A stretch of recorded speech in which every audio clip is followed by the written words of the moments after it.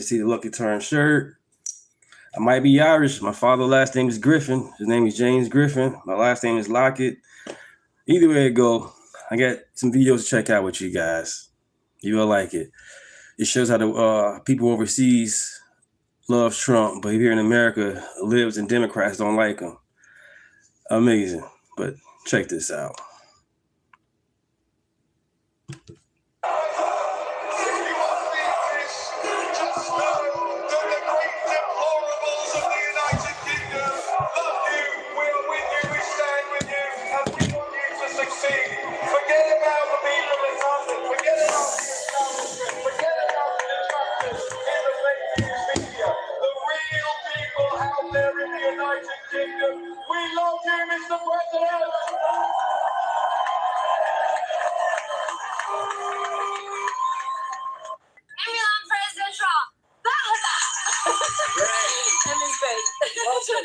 And what would you like to say to President Trump? Thank you, President Trump. You're awesome. We didn't think we were going to see this day. I gotta say, I love the fact that you're rocking the American flag. Of course. And you're such a happy person. It's beautiful to see. Of course. We love America. And we love President Trump. We love Trump. I love Trump. Trump is my GOAT now. Trump is officially my GOAT. He replaced LeBron. I don't know how much Trump paid TikTok to manipulate the whole world, but it manipulated me. Let's stop the Trump hate 2025. And let's all thank Trump for that. Now, you guys saw a couple of those clips there at the very beginning for a very specific reason. And that reason is the video clip that you're about to see here next after this of a pastor who is talking about Trump and speaking about how the world basically likes this guy. The only people that hate him are Americans. And part of that That's crazy. Is due to us being, what's the way that I could say this? You got the liberals out here tripping. A lot of Democrats and liberals tripping, but the world embracing them. And Trump just didn't save America. He saved basically the world when it comes to Western civilization. You know, nothing wrong with the Muslims and all that, but this is a Christian country. You know, let's continue. For example, we go on vacation. Where do we go on vacation? Somewhere here in America. And rightfully so, right? America has a lot of vastly different places and things to see. I mean, from, Florida. Good morning, everybody. Happy St. Patrick's Day. It's extremely cold. You got up north, you got down south, where totally different places. Like and subscribe. Completely different people, even the way that people talk, right? It's completely.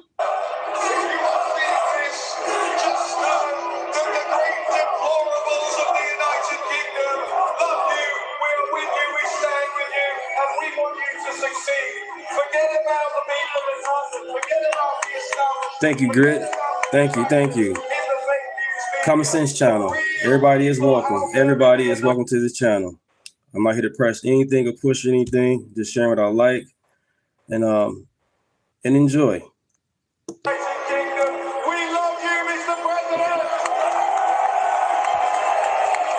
Subscribe if you haven't.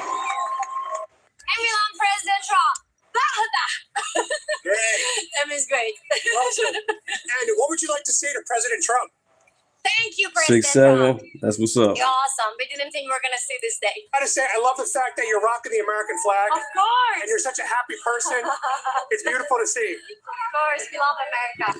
So I'm going to play a couple of videos. So this video, they overseas embracing Trump. And other videos, I'm going to show you how they don't like Trump. And it makes no sense why they don't like him. But they do. Let's continue. And we love President Trump. We love Trump. I love Trump. Yep, top of the morning. Trump is my GOAT now. Trump is officially my GOAT. He replaced LeBron. I don't know how much Trump paid TikTok to manipulate the whole world, but it manipulated me. Let's stop the Trump hate 2025.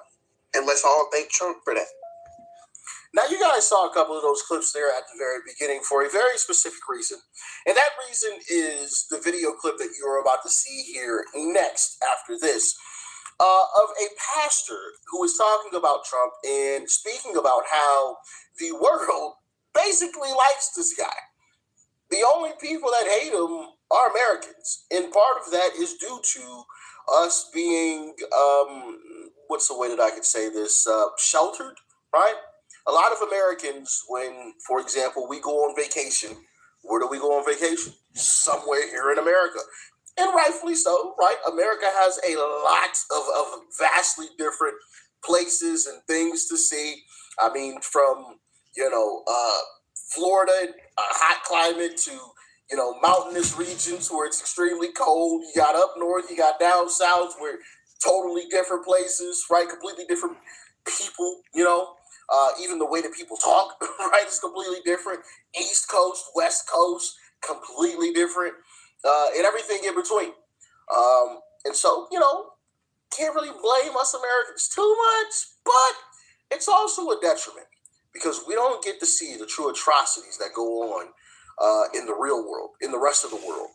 And I want to get into this a little bit. So with that being said, make sure you guys smack that like button. I would greatly appreciate it. It helps out with the algorithm. And let's jump into it. About the Iran attack, down to this pastor who prophesied about the Iran attack, down to the name of the mission, makes a great point about people all around the world loving Trump, and the only people right, the world loves Trump. Subscribe, everybody. Let's get to 1,500. What breaks my heart, what saddens me, is the lack of discernment that the body of Christ has. We lack discernment. And what do I mean by that? If you look around the world, and I've said this a million times, I'll say it again, everywhere you go around the world, everybody wants to be American. Everybody. You go to the slums of Nigeria, you go to the villages in Blantyre, you visit the inner cities of France, everybody's wearing a football jersey, Lakers jersey. Everybody wants to be American. The only country in the world that doesn't want to be American is Americans. The damn liberals your freedoms and Democrats, your liberties for granted. And sadly, everybody around the world loves your president more than you. You look at Iran, they're celebrating right now. You look around the world, you look at Venezuela, they are celebrating right now. I guarantee you, Nigerians on here are like, please, Trump, if America doesn't want you, please come to Nigeria. Wow. Our issue. Everywhere in the world, they're like, thank God for President Trump. The sad thing is, even the American church, the elite of the American church, the creme de la creme, the pastors, the ministers, they're leading a charge, a stirred up frenzy that's sowing the seed of division in the nation. It's so sad, and I'll tell you why. Because America has been a hegemony for so long.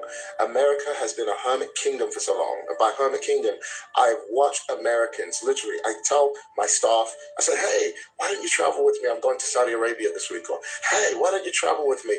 I'm going to Japan this week. And they're like, we don't even have passports. I'm like, so how do you go on holiday? They said, oh, we go on holiday in America. So Americans only know America. Very few of them. You say, wow, have you ever left America? Yeah, I've left America. I've been to Mexico. I've been to Hawaii. Even in Hawaii, that's an American part of America. Yeah, I've left America. I've been to Mexico. That's not.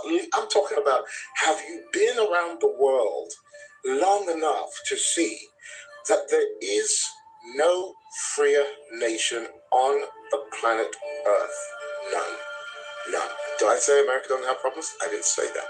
I said there is none freer than the one you're living in right now. And sadly, the lack of discernment is this. Let me tell you something. Everybody God chooses, the world hates them. I guarantee you, 100% of the time, if you want to know God's choice, find the one that the church hates. Right, Moses, Saul. The church hates is 99% God's choice. He came to his own. And that's why I'm convinced. I'm convinced that the church would kill Jesus if he was alive today. I'm convinced because I've seen too much.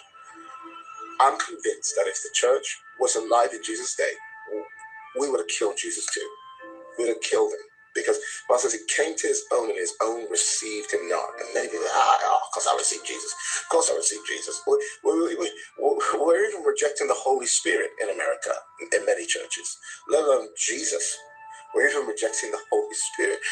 This pastor who... I don't think I could argue with him at all. Not even a little bit. Not even a little bit. I mean, you look at places all across this planet in their celebrations, right? You got people in Japan, you know, doing Trump dance, doing the whole deal, right? And I played some of these clips in the past for you guys. Roberts, good morning. Good morning. I was going to play, but obviously there's music, so I'm not going to play it just for copyright purposes. But, you know, others, obviously, the whole Iranian situation recently. I showed Good morning, everybody. Good morning. Name is Deunta. Thanks for being in the chat. Happy St. Patty's Day. Same thing with Venezuelans. Same situation. Celebrating, excited, happy, dancing, going crazy, right? But then there's other places as well, you know, celebrating. But then you come back to American soil, and it's just nothing but nonstop. Trump bad, Trump bad, Trump bad, Trump terrible. What he said was terrible, horrible, no good, very bad. You know, just the whole nine, non-stop. Could you guys imagine? I think I asked you all this yesterday. Could you imagine if we had a fair mainstream media? First off, people like myself wouldn't exist if we did. So you probably wouldn't even be here listening to me if we had a fair mainstream media. But just imagine for 1 second, if we had a genuinely fair mainstream media, what do you think Trump's approval rating would actually be? What do you think? Type it in the comments. Type it in the comments. What do you think his approval rating would be right now if we had a fair mainstream media? Net favorability. I think we talked about the net favorability rating yesterday, where Trump was like, I think it was -12 or something, or +12, and AOC was like right there with him, like +12, or -12. I don't remember. Trump would, if his approval rating was 50-something% right now, which I venture to guess that it's like 53. I think is the last number that I saw. That would thank you guys. Thank you. I don't know, mid-80s. If we had a fair mainstream media, 85, 86. Of course, there's always going to be a segment of people that just aren't going to like the individual. Well, actually, man, I'm going to take that back. Because if we had fair mainstream media from the jump, from the start. Appreciate that. I'm going to show some clips where Americans don't like Trump. Makes no fucking sense at all. But let's continue. And Trump was still, because before Trump ran as president, everybody loved him. Had The Apprentice. Everybody knew what The Apprentice was, right? I want to be the next Donald Trump. I want to be the black Donald Trump. Everybody loved him. So maybe he'd have the highest approval rating in U.S. history. It'd be nearly 99%, nearly 100%. It'd be absolutely wild. That approval rating would be so high, it'd be crazy. It'd be crazy. If you had a mainstream media that was just fair, not biased towards Trump, that's not what I'm saying. Not kissing his behind, right? That's not what I'm advocating for. No. Trump deserves criticism just like anybody else. But if it were fair and not just a nonstop stream of just, Trump bad, Trump bad, Trump bad, Trump bad, Trump bad, Trump bad, or attempting to twist whatever it is that he says or does into a negative light, that approval rating would be crazy. It'd be absolutely wild. And it'd be pretty darn hard to be a rhino in this party, wouldn't it? Right. Maybe one day we'll get to that. One day we'll get to that. Unfortunately, Trump won't be president at that time. But I do believe we can get there. I do believe we can get Each more, a radical Islamist or Trump? Who do you have more in common with, a Trump supporter or a radical Islamist? Radical Islamist. You saw someone wearing one of those red hats chanting "Make America Great Again," or you saw someone shouting "Allahu Akbar" running down the breezeway here. Who would you feel more safe with? The one shouting Allahu Akbar. Yeah. What if Are you fucking serious? What is it about Trump supporters that you don't think you'd get along with them so well? I'm gay. So You would get along with a radical Islamist? Yes. And you're gay? Yes. In solidarity with radical Islamists, would you look at the camera and say in solidarity, Allahu Akbar? Allahu Akbar. And would you say, make America Goddamn great again Karens. in solidarity with the Trump supporters? No. We're here in Tampa today in my Free Speech Matters shirt that you can get at lhmerch.com to support my work, and you get an amazing t-shirt, win-win. We're asking people, what is a bigger threat to America today? Radical Islam or Trump supporters? Let's see what they say. these people are insane. These people are insane, y'all. Happy St. Patrick's Day.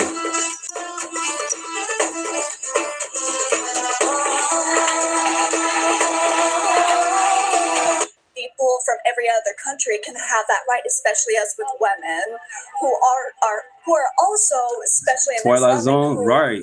are having still having a little bit of an issue right there. So What are they having an issue with?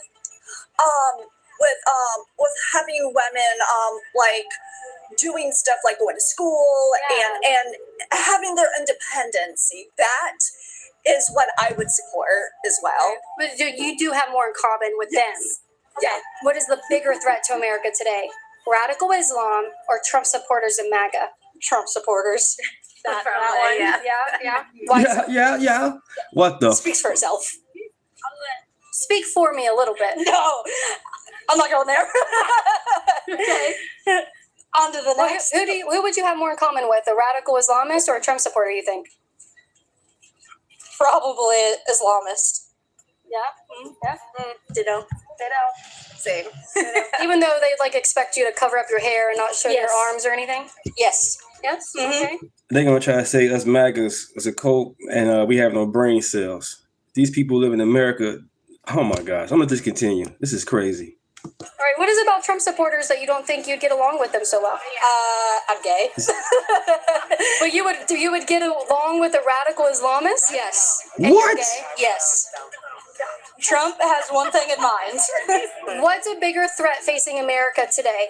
Radical Islam or Trump supporters in MAGA?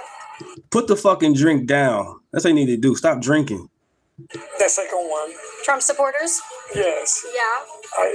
I really believe that they're way too radical. We need to be more open-minded to everybody's welcome to in this world. Do you think that radical Islamists are kind of treated poorly? Probably somehow. Yeah. So Big I'm asking tone. people today to stand in cares about that solidarity part? with Listen to our the message. Islamic brothers and sisters, the radical ones as well. If you will look at the camera and in solidarity say Allahu Akbar for them. How I will say that? Allahu Akbar. Allahu Akbar. Akbar. They don't know what the fuck that And then to means. stand in solidarity with Trump supporters, would you do that? Would you say make America great again? No. Donald Trump's pedophile. You know it. Oh, I'm protecting him? Oh, yeah. Well, the Secret Service does that. Who do you think is a bigger threat to America, Trump supporters or radical Islam? Donald Trump. Oh Well, that my wasn't an gosh. option. Well, of course it's not an option because you're in a cult. Nobody is perfect, but these people are insane. Okay.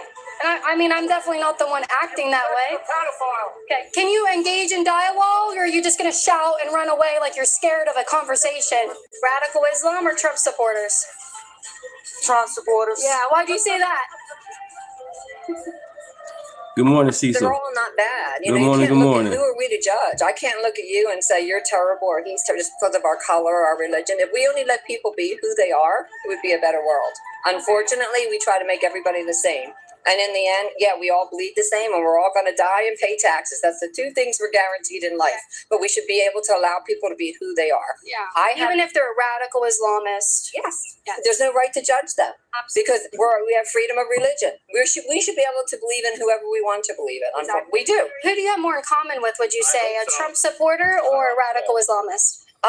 Subscribe. I don't even know if Thank you, it's between you the two of guys. them. I- Let's Just get to between the two, 1,500. who do you think you would 15 have more in subscribers. common with? 1,500 Probably subscribers. a radical Islam. Yeah. Yeah, because I'm not hatred. I don't believe they don't push hatred on. They believe in their God, you know. I don't believe that everybody hates. I just can't. There's a lot of hatred. He's causing a lot of hatred in this world. And Okay. I do believe that. You would say that Trump supporters are more hateful than radical Islamists. It's not even Democrat, Republican anymore. It's Democrat and MAGA. The Republicans became MAGA. It's like drink the Kool-Aid, be MAGA, and it shouldn't be MAGA. You know, they wear hats and T-shirts. If you're going to go to an event, enjoy it. Just be yourself. Don't advertise hatred, and that's what MAGA does. Yeah, and that's a good point. I'm glad you brought that up. If you saw someone wearing one of those red hats chanting "Make America Great Again," or you saw someone shouting "Allahu Akbar" running down the breezeway here, who would you feel more safe with? The one shouting "Allahu Akbar." Yeah. Oh my The gosh. MAGA. These people are retarded. Then in New York, the guy threw a bomb in the crowd saying the same exact words. In New York, he threw a pipe bomb in New York saying the same thing. These people crazy. Honestly, I'm afraid to go past trucks anymore because they all have bumper stickers on their cars, MAGA, you know, all this. And I'm also afraid, like years ago when we passed somebody on the highway, you give them the finger or just, you know, now you're afraid they're going to shoot you. What is a bigger threat to America today? Trump supporters and MAGA or radical Islam? Trump supporters and MAGA. Yeah. Yeah. What made you come to that conclusion that MAGA is worse or a bigger threat to the country than radical Islam? Well, anytime you have uneducated people voting, that's pretty bad for your democracy. Okay. So, Yeah. Do you think there's any threat by radical Islam to the country? I'm sure there's a threat by millions of people, but percentage-wise, not in comparison. How many, well, let me ask you this. Would you be more afraid if you heard someone scream Allahu Akbar? Or would you be more afraid if you saw someone coming down the street with a MAGA hat on? I guess it'd have to be depending on the circumstances of the situation. It depends. Well, I mean, It depends. Yeah, I heard the question. so if someone came running down the street, Allahu Akbar, or if there was someone on the opposite side saying, "Make America Great Again," got my red hat on, which side would you run to? I don't know. You don't know. I don't know. Okay. And what is it about Trump supporters that you would say they're so threatening? Well, because I don't want to hear anybody else's side. Friends, we're doing, well, at first I thought you were a liberal, but now I'm questioning. Oh, no, I know who you are. Oh, Right, what is yeah, our liberal. attitude today? Eat and die? Well, that's exactly why you guys already know what's coming. Someone randomly just told me to eat crap and die. So you know what's coming next. You can support my security fund at patreon.com/KeelanBit, even $5 a month. I don't go anywhere to film without security. And actually, they kind of go with me other places that I'm not filming just to keep me safe and my family. So I appreciate you guys for supporting me there. Patreon.com/KeelanBit. Thanks. What is a bigger threat to America today? Radical Islam or Trump supporters and MAGA? I'll refrain from this one. Sorry. No. I'm all chilling. I'm chilling on that one. You want to take this one? What was the last option? Trump supporter. What was the Or radical Islam? Trump supporters? Yeah. Yeah. Why are they a bigger threat? Oh God. Am I gonna get roasted on the internet? Yes, you are, because you're stupid. We all love free speech. Free speech. Right? Yes, you can get this shirt at lhmerch.com. Yeah, Trump supporters because they just do not have a brain. Respectfully. Yeah. Radical Islamists definitely do. Maybe. Yeah, at least a little bit more. Maybe a little bit more. Okay. Who do you have more in common with, a radical Islamist or a Trump supporter? A Trump supporter, maybe.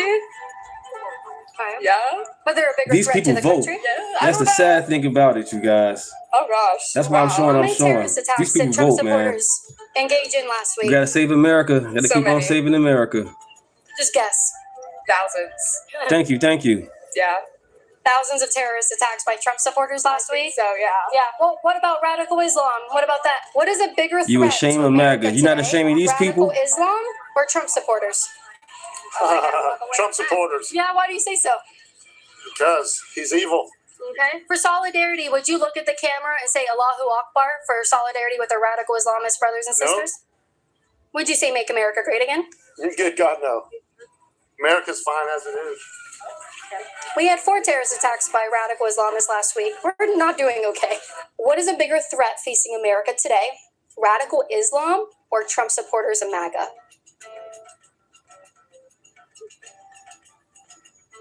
Trump supporters and MAGA. Like that shirt. Trump supporters and MAGA. Yeah. Why do you say that compared to radical Islam?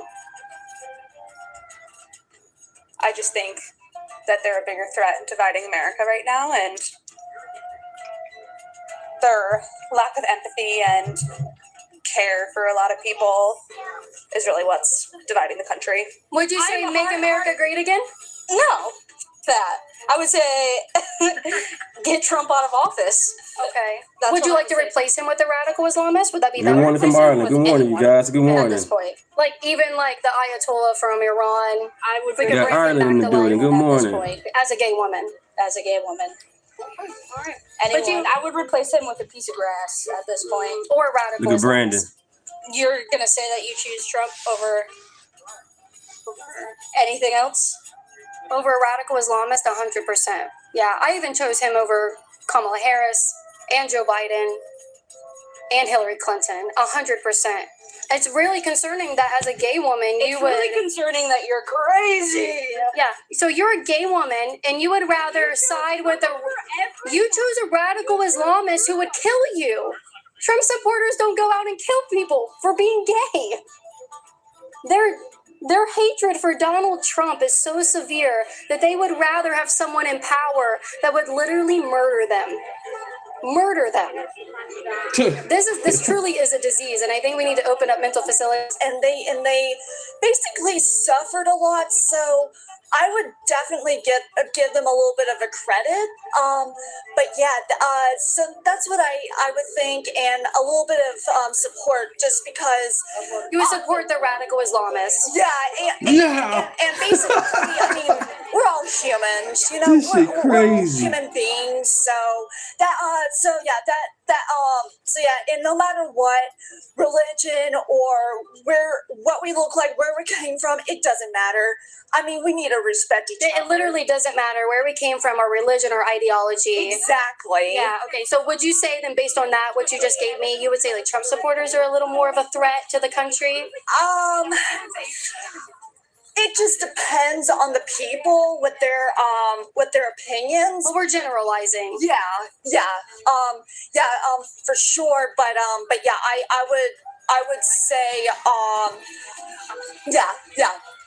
Trump supporter.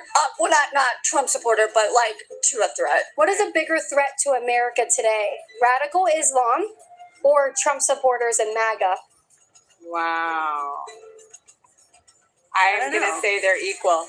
They're equal. Yeah. What do you think? I'm gonna say I hope you guys have a great day. Oh, is there a liberal in the crowd? Oh,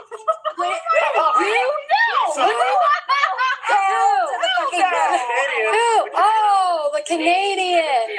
Who's the Canadian? Liberal? Who's the liberal then? Oh, I am. You are? Oh, fuck yeah, I am. Yeah, where are you from? California. Okay, well, let me ask you this. We've got a camera right here. What is a bigger threat facing America today? Radical Islam or Trump supporters? Trump supporters. Yeah. Angelo, good morning. Why do I say that? I've been drinking. I don't think I'm ready to. Well, put this shit It down. was like a drunken answer that you're not making in sound mind. Stop drinking. I heard that you were a rage baiter. Yeah. No, I'm just asking questions. Celebration. What's a bigger threat to America today? Radical Islam or Trump supporters and MAGA? I'd almost say Trump supporters just because it's local. It's here. I honestly have to agree with that, yeah, probably because it's just at home. But at the same time, I really do believe that there's a lot of different problems out there in the world that we could be addressing. What is a bigger threat facing America today? Radical Islam or Trump supporters? I can't speak politics. I'll say Trump. More reasons I can't. So I can't do that. Gotta run. Trump supporters are a bigger threat? I'm not a Trump supporter, so yeah. I agree on that. What is a bigger threat facing America today? Radical Islam or Trump supporters? Trump and his supporters. Okay. What do you think? I don't know, for me, it's voting for the war for sure. Okay. Yeah. All right. You're supporting the war? No, not you're supporting the war. No. That is Yeah. more important than Trumpers. You know what I'm saying? Yes. Trumper is something that it can be fixed later, but I mean, we're on war basically. So Well, Jay America. your friend up here, he said Trump Thank you, supporters. guys. Why Trump supporters? Because they're Let's get to 1,500. But radical Islamists or not? they're radical as well. Trump supporters are America's radical equivalent to Islam. Folks. Okay. How many terrorist attacks did they commit last week? Just look at the news. It's zero. Dummy. It's zero. What is a bigger threat facing America today? Radical Islam or Trump supporters? I would have to go with the Trump supporters Okay. Why so? because Okay. In solidarity with radical Islamists, would you I be lived in the willing? Middle East for, Okay. for 17 years. Okay. Would you be willing to say Allahu Akbar to the camera in solidarity? So, no, Okay. I'm all about peace. Okay. Would you be willing to say make America great again for like the Trump supporters? No, No? I'm totally just. Everyone should just live in peace. Okay. Can we live in peace with radical Islamists? Come on, bro. You asking me this after a few beers? I think we can learn to accept other people's thought process and thoughts. What's a bigger threat facing America? Trump supporters in MAGA or radical Islam? What do you think? Zach, what do you think? I'm asking you. We don't even know. Just don't say anything. Damn. We're okay, thank you. No comment. We don't know. No comment? No. Okay. Would you guys? Yeah, actually, yes. Who do you think you'd have more in common with? A radical Islamist or a Trump supporter? What do you think? I don't know. I don't know what is going on, guys. This random girl just came up to us. Yeah, it's just a conversation. This is just dialogue. Okay. Are you recording? Yeah. Okay, put it up. Put it up. You can go to patreon.com/Caitlin Bennett to support my work. Even $5 a month helps. I'm not recording, girl. Well, you're still recording, Justin. Even $5 a month helps support my security fund to keep me safe out here, talking to all these people and having good dialogue. Thanks, Sean. What's the biggest threat towards America today? You can pick from radical Islam or Trump supporters in MAGA. I would say Trump supporters in MAGA. We are though. Why would you say so? Why would you say that? They do a lot of radical decision making, probably. Yeah. Or what you see for most of the part. That's basically all I got. Okay, all right. What do you know about radical Islamists? Don't know. They can be quick thinking and irrational. You're rational? Okay. But they're less of a threat towards our country than Trump supporters. I mean, they're not here. I mean, that I know of. They're not here? Like in this country, I would say. How many terrorist attacks did they commit last week?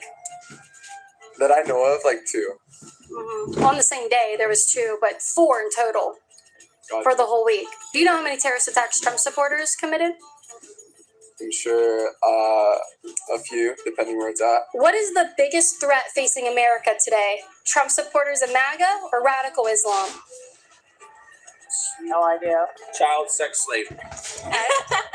That's what it is. Child sex slavery. Yeah. But out of those 2 options, what is the bigger threat? No idea. Whichever one has to do more with child sex slavery. What do you think? I don't know. Either or. I don't have enough info. I just You don't think Trump supporters, or you can't tell the difference between Trump supporters and radical Islamists? That's not my problem. My problem is child sex slavery. Yeah, but based on that point, who commits more of that? I don't know. Both do. Everybody. There is no like category which one or the other. Yeah. Which subscribe to an ideology that allows you to marry and rape a 9-year-old based on their religion? This is radical Islam. Yeah. So 1 point for radical Islam. Can you show me anywhere the Trump supporters love child sex slavery and it's written into their ideology or their platform or their faith? The Epstein file shows a lot of all of them. Trump or other side, either or. Yeah. What do you think? I don't have a comment. I don't want to chime in. No, thank you. Yeah. Where's your proof in the Epstein files that Trump supporters love child sex slavery? I don't know. Okay. It's on there. Thank you, guys. Thank you. Good morning. Good morning. Social media, so I don't Well, know. how'd you learn enough to make that claim? That there's child sex slavery? There's no that Trump supporters love I it. don't know. I don't know if it's Trump supporters or whoever, but that's a huge issue. I That's what we agree should with be you. focusing on. Yeah, Stop child sex. Save the kids. How about that? absolutely. Save the kids. Yeah, from radical Islamists that marry them and rape them at 9 because their ideology and their religion says so. Right, when they get their What period, they is the can do biggest some threat crazy facing shit. America today? Trump supporters and MAGA or radical Islam? In general, radicalism. Okay. Yeah, 100%. Yeah, in general, radicalism. Both No. sides. No. There's a bigger threat. Radical Islam or Trump and MAGA. Not one or the other, just in general. Okay. How in general do you combine Trump supporters and radical Islam? How are they kind of the same? They both kind of go to opposite extremes, and it's just they kind of butt heads. And yeah, when you get things like just keep spreading further and further apart, it never adds up, never makes anything good. Okay. So how many terrorist attacks were perpetrated by Trump supporters last week? Either way, it's too many. Yeah, I mean, you got a good point. Well, how many? How many was I it? couldn't tell you. What's Zero. Zero, okay. Zero. How many Damn. terrorist attacks were perpetrated by radical Islamists last week? More than zero, that's for sure, but it's too many. I don't know. either way. What's the number? Yeah, 4, just in the Four. last week here in America. Okay. So based on that, I don't know if it's really, radicalism generally, Yeah, but is there a bigger threat facing the country based on that information? most likely, yeah. Oh. So we should all go serve our country. That's what we should do. Okay. So what is the answer? Radical is, in general, bad for both parties. Okay, but what is worse for the country? Trump supporters and MAGA or radical Islam? I'm not answering the question. Why not? I choose not to answer the question. Who's Just say you don't know. That's all. Just say you don't know. Trump supporters. I think eventually everything comes into a full circle eventually. So conservatism, eventually most people eventually becomes like fully radicalized no matter what they choose. In one way or the other. Free speech is also radicalization. Yeah. How so? Because it's something that, yes, you are free to do it, but also you're not forced to do it. Yeah. There we go. Yeah, so how is that It's a go. radicalizing? How is free speech radicalizing? Because you're not forced to. It's your right. It's your right already. Yeah. Right. But in some countries it's not a right, Yeah, right? it's not a right. Oh, well, let's see. Well, who believes in free speech? Trump supporters or Islamic terrorists and radical? Both over Americans, so it's both. I would say this. In Africa, in a particular country in Africa, there's about 150 different dialects. Sure. Right. You were born into one, right? That doesn't mean that That's a good one. Ask what consonant he on. That's a good that one. is definitely a fact. Yeah. But who stands up for free speech more, radical Islamists or Trump supporters? I think You that's can't something choose we a just said. side. Yeah. What? Choose a Yeah. side. Yeah, well, we can. We definitely can. I think the and only that's my free speech if I I say think the you can't only really side agree to on it. choose is the side of Jesus Christ. That's all I say. Yeah, so this would be easy for you. Right. But No, we it's chose not. Christ. That's it. Yes. Right? It's not. Even because Christ said, there's "Do a not." lot- Even Christ said, "Do not Yeah. get in the way of other people." So Yeah. let them do their thing. Well, What? as Christians, and we're following Christ, do you think it's important to call out radical Islam? No, because it's a freedom of religion. Yeah, it's a freedom Right. of religion. Yeah. What's a bigger threat towards America today? Radical Islam or Trump supporters? That question is definitely. It's a no-brainer, bro. It's a no-brainer. Jesus Christ is the way to. Thank you, guys. Like So and what's the subscribe, answer? everybody. Thank you. Thank you. No, the question is what is a bigger threat to America? So Jesus is not the answer. Radical Islam or Trump supporters? That's it. You know the answer. Just say it. I'm not really into politics right now, so It's radical Islam. You can't have Jesus' name on your hat and not say that radical Islam is the bigger threat to our country. it's just a lot. No, it's not. It's not. Radical Islam is not compatible with Christianity, and we pray for their conversion. If you're an Islamist out there and you're watching this, we pray for your conversion to the Christian faith and that you accept Jesus Christ and you repent. Amen. Okay, here we go. What is a bigger threat facing America today? Radical Islam or Trump supporters? I fall in the middle on politics. Okay. Oh, do you want my answer too? Yeah. Yeah. Why not? Supporters. Oh, we can't be friends anymore. just kidding. Just kidding. Like, we love free speech. We love dialogue. Minded, but I have an opinion. Okay. Well, who do you have more in common with? A radical Islamist or a Trump supporter? Neither. Yeah, I mean, probably neither. I could educate myself more on a lot of things, but If Trump, Well, put the beard down and get it together then. That there's no black and white. sure. Okay. So there are multiple angles and multiple views on everything. Radical Islam or Trump supporters or MAGA? I'd say Islam. I'd say MAGA. Is more of a threat than radical Islam? How so? Because of the extreme. None of these people have been outside the states, I believe, or outside of America. They just see CNN, The View, and they go from there. That's just sad. At least go overseas and understand what's going on. They have no idea. Just talking from the side of their neck. That exists in there, but I think in general, America struggles with extremism on all sides. It's not saying that extreme Islamic beliefs are not a problem as well. I think there are problems that exist in extremes of anything, honestly. I think finding the middle ground is how we're going to go forward successfully in any avenue. Do you know how many terrorist attacks Trump supporters have committed last week? How many? I'm not sure. Take a wild guess. Sal, what is it, Sal, man? Nigga, we live in America. You can't even spell right. I know we live in America, idiot. Stop calling me a nigga. That's crazy. I've been called a nigga by black people more than anything. Not one white person called me a nigga. Every time I upload my channel, some goofy black person called me a nigga, a coon, and a sellout. Those are the same words the slave masters used doing Democrat bullshit with Jim Crow and all that. The Dixiecrats. Y'all, get off the plantation, bro. Get off the plantation. It's okay. Stop tap dancing. Supporters are doing that. Yeah, they aren't. Yeah. They don't do that. Yeah. They don't do that. They don't do that. 3 or 4. I'm not sure. You would have guessed 3 or 4 terrorist attacks by Trump supporters? Yeah. Okay. What makes you come to that conclusion or that opinion? Because they're very out there, Yeah. for sure. Like, they are very out there and, like, stubborn to one way, and they'll never see different ways at all, even though, there's Well, I love my enemies. I love they'll everybody. never understand it. What's that, Matthew What is 5, a bigger threat verse facing 44? America today? Love your enemies. Radical Islam or Trump supporters and MAGA? Ard, I'm Dan Crenshaw. We gotta support the buried treasure in Israel. Ard. What is Crazy. the biggest Like and threat subscribe. to America today? Radical Islam or Trump supporters and MAGA? Radical Islam. We're not your people. Very good. Very good. Islam. We love Trump. Oh, okay. I don't think you understood my question. That's okay. Oh, no. That's the right answer. Yeah, Trump supporters. All right. What's a bigger threat facing America? Radical Islam or Trump supporters and MAGA? I do love my enemies. Probably like Islam. Yeah. What is a bigger threat facing America today?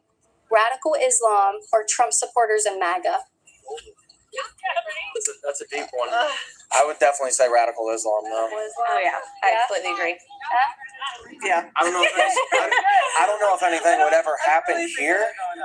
I mean, it's definitely possible. There were 4 terrorist attacks just last week. Okay, then yeah, obviously it can't happen here. I'm talking on like a more mass scale. There is something in the Tehran or into the Tehran or into the the Torah. That's all right, yeah. Yes, about honor killing, right? Technically, as Christians, I don't have that same view. Yeah. So I can't really say that. Yeah, our But job is to save lives. Our job is to save lives. Of course. Yeah. Who do you see taking more lives? Trump supporters or radical Islamists? Again, our job is to save lives. So wherever we can, that's what our degree is to Christ, is to do whatever we can to save lives. Okay, this last thing. Would you make a call to action to radical Islamists everywhere to convert to Christianity and repent and take Jesus Christ as their Lord and Savior? Would you be willing to say that to the camera? I will say this. Would you be willing to say that to the camera? I will say this. Christ is the only way. Yeah, Christ is the only way. The one true way and the light. You're free to join us. You're free to be with the Christian. Yeah. You have identification. SAVE Act is an abomination. It's Jim Crow 2.0 across the country. we are going to do everything we can to stop it. Welcome back to my channel. We're going to be looking for the black people and asking them if they have an ID. And then we're going to ask them why Democrats claim that it's harder for black people to get an ID. Let's get to the bottom of that. So you guys get the plan today. You know what to do. GiveSango.com/Francisco. I'm the only immunocompromised man still fighting for the country, the Constitution, and Donald J. Trump. I'm here with my cameraman, Michael. Michael, please show yourself. Hey, everybody. Good to see you again. We're back. And we're going to have a good time today. Can I ask you guys a random question from my YouTube channel? I'm just curious. Do you have identification? Yeah. You have identification too? Yeah. So why do the Democrats say that asking people, black people, for an ID is racist? The Democrats say that black people have a hard time getting identification. Why are they saying that? I don't know. It's true.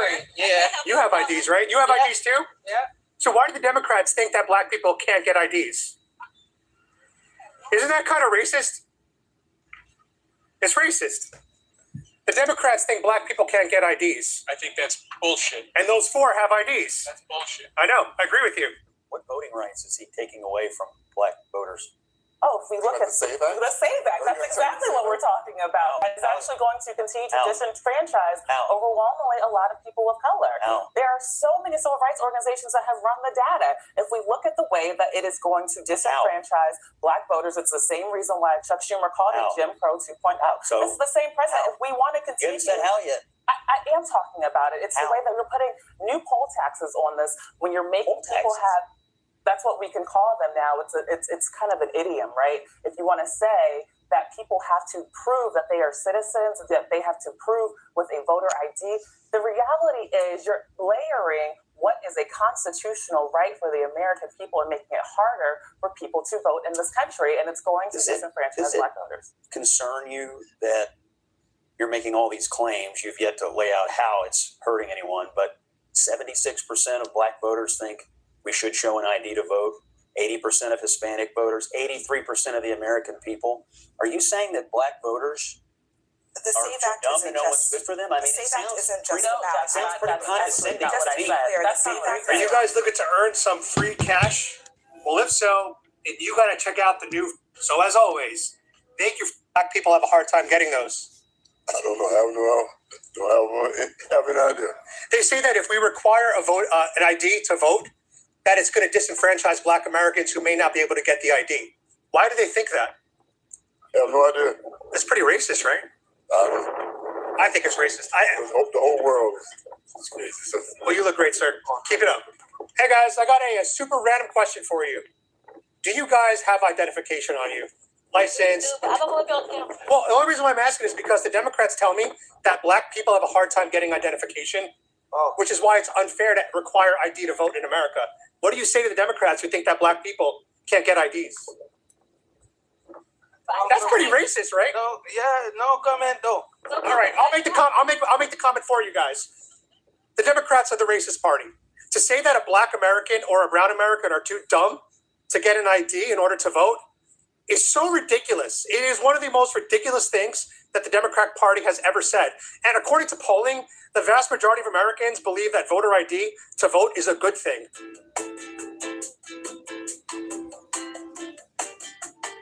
I'm talking about 75%, 76% of black Americans support voter ID.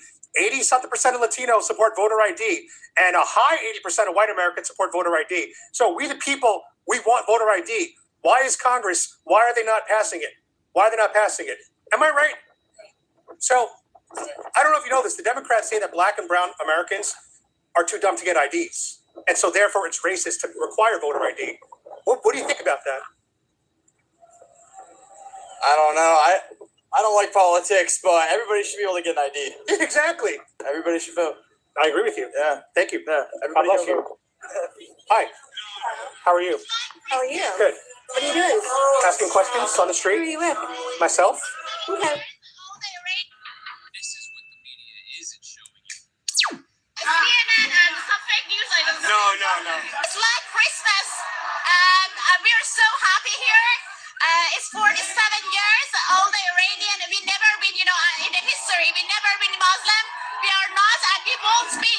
And it's the biggest threat every country can face to it. And I want to say we are so happy. We are kicking out the mullahs, and we'll take back our monarchy and our dignity. This is what the What's it media for? is. YouTube. We ask questions on the street. Okay.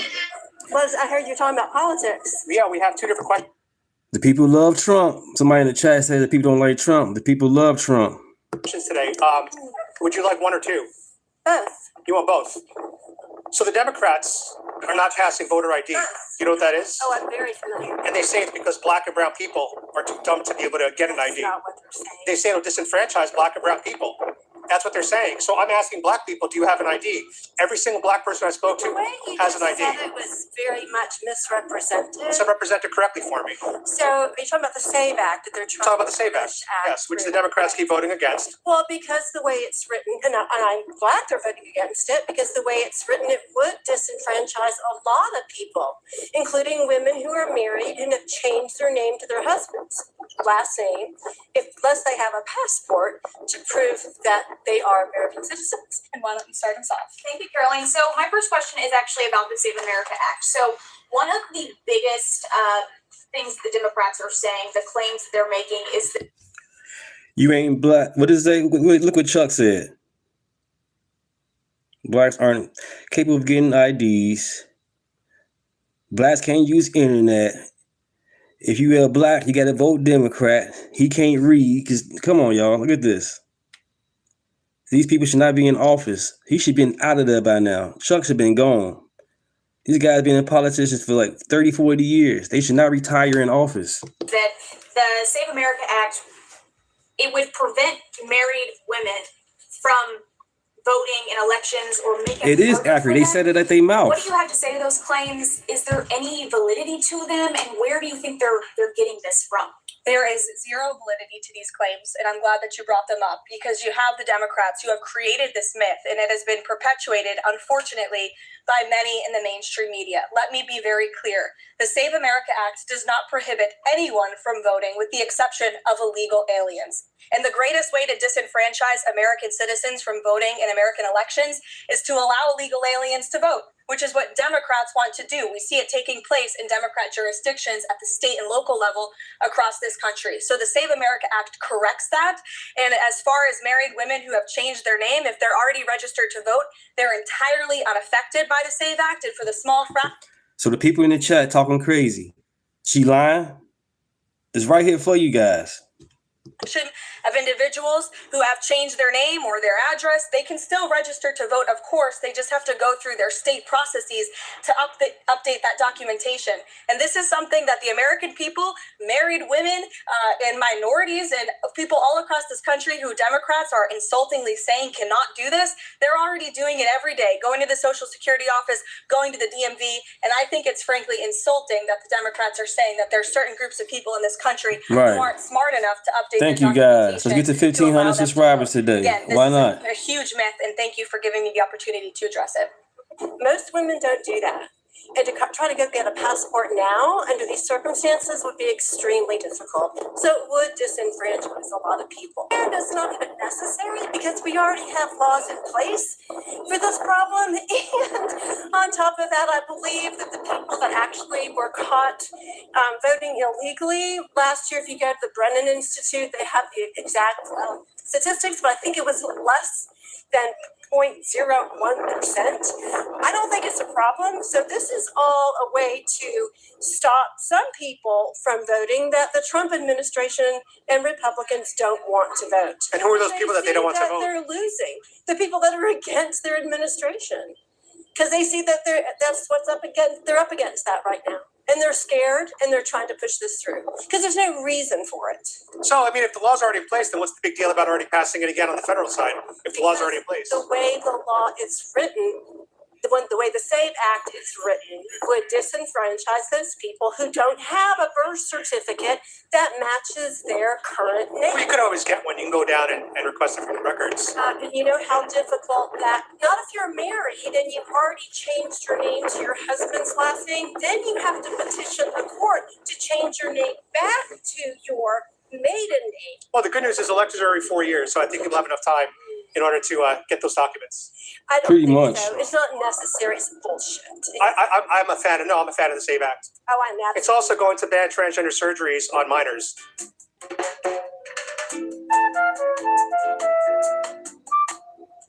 That's actually the 15 that Donald Trump added to You know it. what? I think that's stupid too. These people are out of their mind. I don't support any of it. 3,000 women have had their breasts cut off for gender affirming care. If they want I'm sorry, that- let me rephrase that. 3,000 children, female children, girls.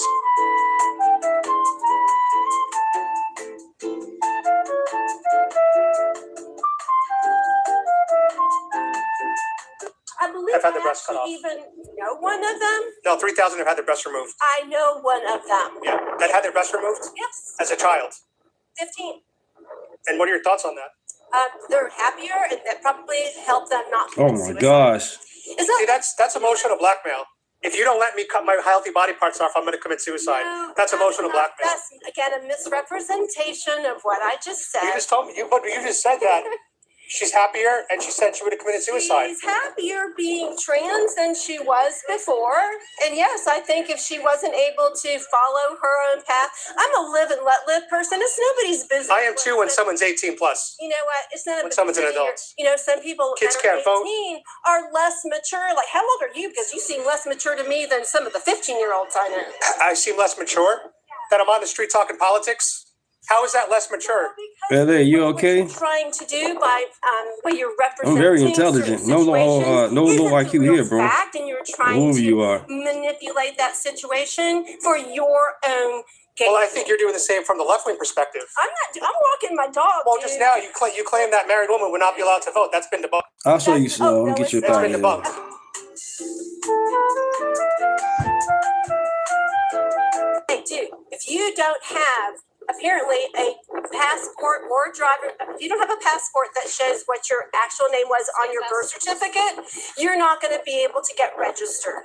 So if you're married and you have changed your name and you don't have a passport, you're not going to be able to register to vote. That's ridiculous. Thank you. It's unfair, shouldn't happen. and Thank it's you, guys. unnecessary. Blessings You to know, everybody. Thank you. else to do. She walked over when she overheard a conversation we were having before. Totally cool. The fact that you know someone who's 15 that had their healthy breasts cut off is just, It's sad. it's just shocking. Michael, is that shocking to you? Yeah, it's stomach churning, to be honest. I mean, this is all, I'm sorry to say, but this is all experimental stuff. And we're putting these kids who are too young to vote, too young to smoke, too young to drink, too young to gamble, too young to enlist, but they're old enough to cut off healthy body parts. I don't get it. Now, again, if someone has breast cancer, that's an entirely different topic, right? That's life or death. And they try to position this kind of surgery as life or death, as she did. If this child did not get it, they would commit suicide. They try to make it a life or death thing.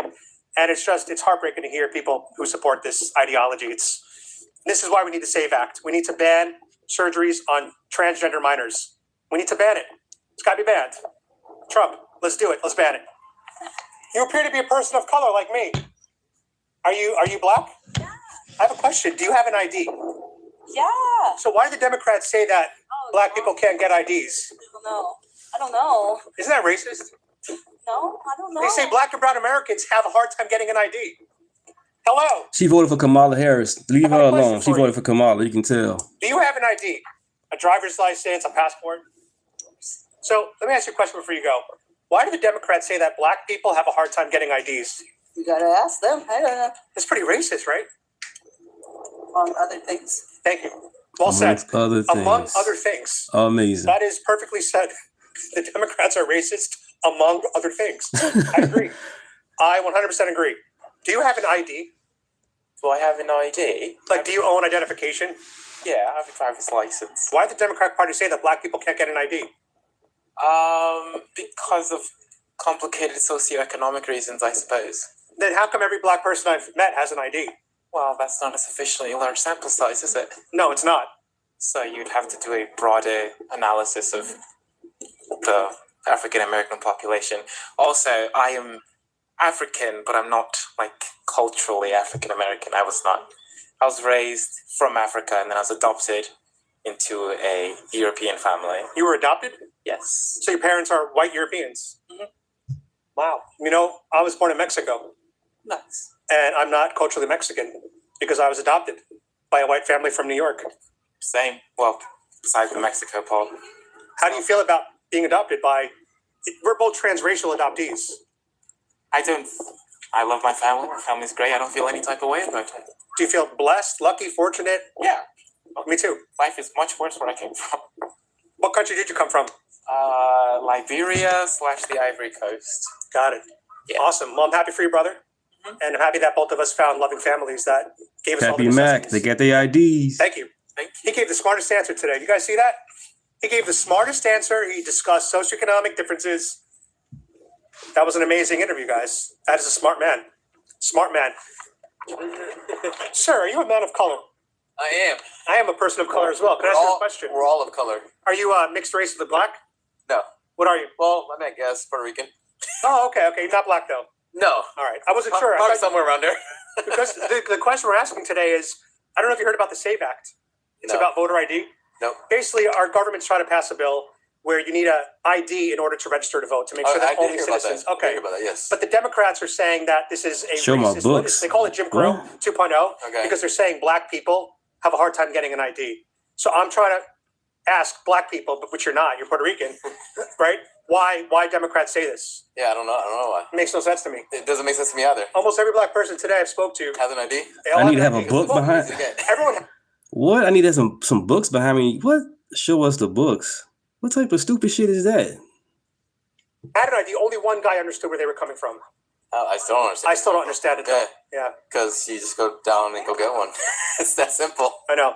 It's the what is it called? The bigotry of low expectations. The Democrats even say that about brown people. I'm like, guys, I'm an immigrant. It's easy to get an ID. It is. You know? Everybody got an ID. Even the illegals have IDs. Yeah. Even illegals. He's right. Exactly. That's how it works. He's right. Thank you, brother. Appreciate it.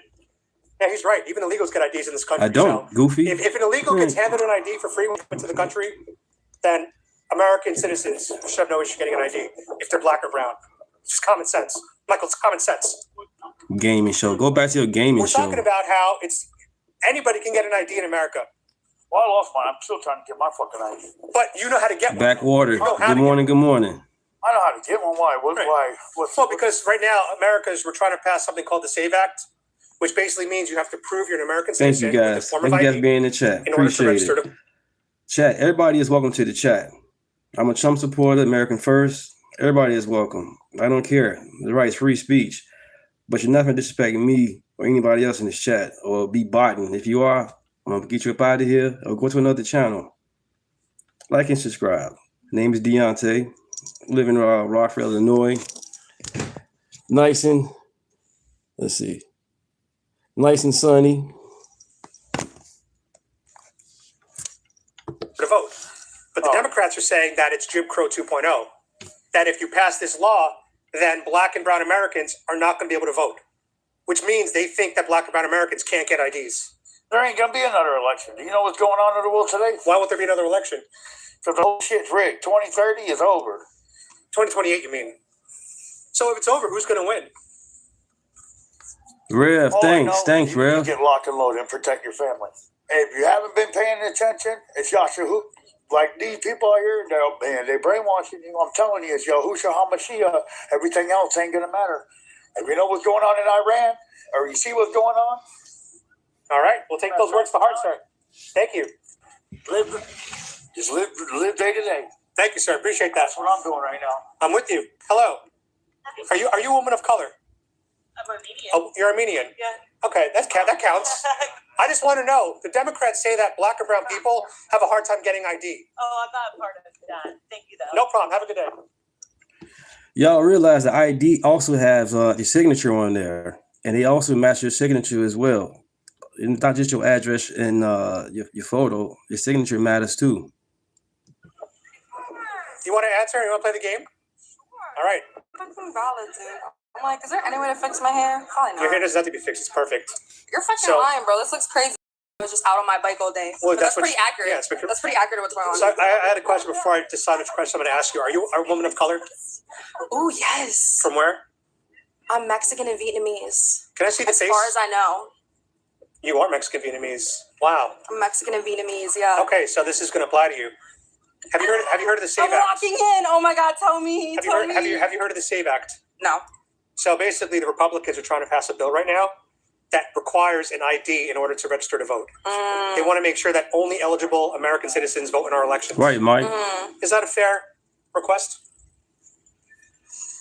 Like, It depends on, I think, in my humblest opinion, if you believe that voting makes a fucking difference for what's happening right now. Pretend it does. Here we go. Pretend it does. I can't. Just you need a basic ID to prove that you are who you say you are, and that you're eligible to vote. I feel like, so I'm an anarchist. So I try to think of things outside of the capitalistic structure. And I try to think about this in terms of thousands of years. America's only been around for 500 years. Well, as the United States, 250 years. That's what I'm fucking saying. Yeah. Like, this shit is brand fucking new, and they're doing a bad job. Okay. They're doing a bad job, and we're gonna vote. The system is just a fucking mess. But yes, everyone should be allowed to vote. Voting is good. With an ID. Thank you. With an ID, right? If you live here and you're fucking helping make our country a better place, then I think you should be allowed to vote. Even the illegals? I think you should have a participation in the leaders. Okay. There's no such thing as illegal. Someone who came into our country illegally. That would be the white people. That would be European settlers. Those are the people that are here illegally. God. Well, they didn't have border laws back then. They do now. Oh my gosh. That's not true. That's an erasure of indigenous history. They didn't have it, but they didn't That's not true. That's not true. It's propaganda. The propaganda works. The propaganda works. Brown people are out here asking me these questions. By the way, I got Native American blood, so. The SAVE Act is to stop the illegals from voting in our elections. Period. How y'all have an issue with that? You want somebody that lives way over somewhere else, don't know nothing about America, but vote in American elections. Don't like America at all. Just come on, y'all. Nah. Voter ID. Ask you the question. Yes. The Democrats are against voter ID because they say, here's the part that we're trying to. I'm locking in. They say that black and brown people have a hard time getting an ID. Mm-hmm. They're calling it Jim Crow 2.0. Mm-hmm. Isn't that kind of like racist to say that black and brown people can't get an ID when every person I met here that's black and brown has an ID? I don't trust the news. But what's your reaction to that? I'm not going to have an opinion on something I straight up don't trust. I think throughout all of human history, we've never done a good job at sorting through propaganda. Propaganda's worked 100% of the time. All right. We can't watch the news and feel like we are wiser than the people that came before us, that they just didn't know what they were doing. And we have the cognitive ability to be able to shift through what is fucked up. Every person that was ever a Nazi thought that they believed what they believed was a good idea. They didn't do it because they were like, oh, I want to be evil. I want to go to hell and burn in hell forever. Okay. They had to make a choice based on their not that hard, bro. based on their external surroundings, and they made the best choice that they thought was possible. So we need to stop trusting in ourselves so much. We need to turn to a higher power and ask, yo, this is crazy. We need some help. We're having too much faith in ourselves when we have so much faith in the system. I don't have that much faith that the news is accurately reporting. I have zero faith, so I can't even have an opinion on it because it's something that has no precedence in my life, because I'm not gonna intake propaganda and trust that I can pull apart what is the truth and what is a lie. All right. No, Those are deep words. humans never been able to do it. And I'm not gonna pretend that I'm able to do it. I think ego is a big fucking issue right now. And the last question I want to ask you before you depart us on this beautiful bike. Thank you for being out here. This is really cool that you're out here and you're having these conversations with people. Here's the one that I think you're going to love this question. This is so dope. Would you date a Trump supporter? I have. Really? Right now, I'd be kind of like, I feel like we would have to have a lot of conversations about it, because I'm really open to all types of people. There's nobody. I didn't expect that answer, guys. There's nobody that I've ever sorted into good and evil. I'm not sorting people into good and bad buckets in my head. That's wrong. So I support That's not ICE. my job. I support ICE. Does that make me good or evil, or you'd want to learn more why I support I would them? want to learn more about it. Very cool. Because I feel like I have friends that have been in ICE detention centers, and that's been a horrifying and horrible, I went to say both words, experience for them. Yeah. So for me personally, I'm gonna be like, damn, you wanted my friends to get beat, you wanted my friends to get raped. No, of course not. But that I'm a person that I have family and that members. happened to them? Yes. Who did they get raped by? See, here's Was the it thing. other Here's the thing. detainees, or was it? Here's the thing. You're never gonna know. You're gonna watch some people on your screen and you're gonna think that gives you an inference. Everybody could be lying. Everything could be fake. That's true. 100% of the time. Don't have so much faith in yourself and what you think that you see and what you think that you know. Because you're not a better person than anybody that made a bad choice in the past and now has to suffer for it. I agree with that. So you could be wrong. That is what it is. You could be right. That is what it is. I have no idea. I can't see the fucking future.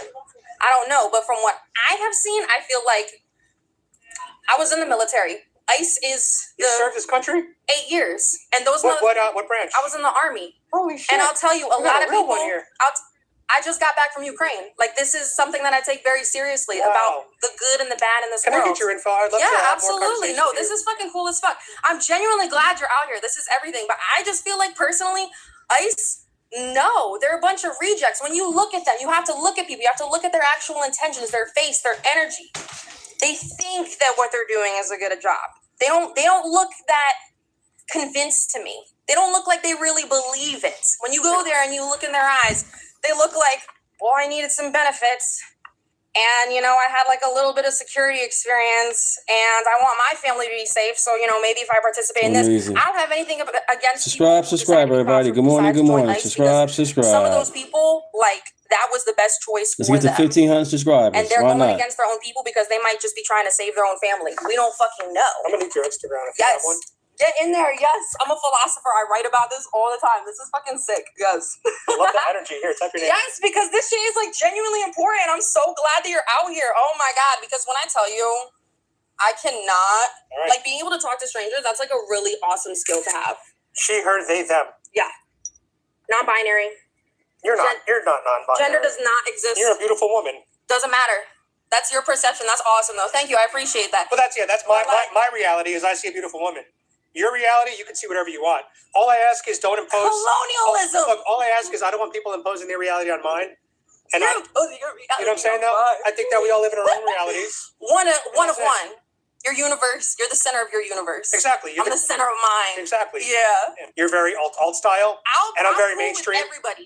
Like I'm wearing a weight vest and a tank top. I'll tell you from the bottom of my heart, like straight up, I have spent a lot of time in a lot of leftist spaces, and they push me to the outskirts faster than people who are more right to. People who are more conservative. I'm a big Trump supporter, and I'm I have an easier time having a conversation with y'all because at this point, leftists, I love y'all, but literally like 2 minutes into having a harsh conversation, like you hear how I communicate myself.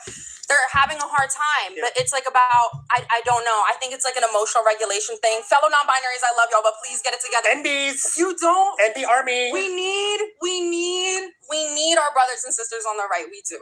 We literally do. We need everybody. God bless you. I'm gonna hit you up, all right? Yes. All right. What kind of food you like? What food do I like? You're not a vegan or vegetarian, are you? Which is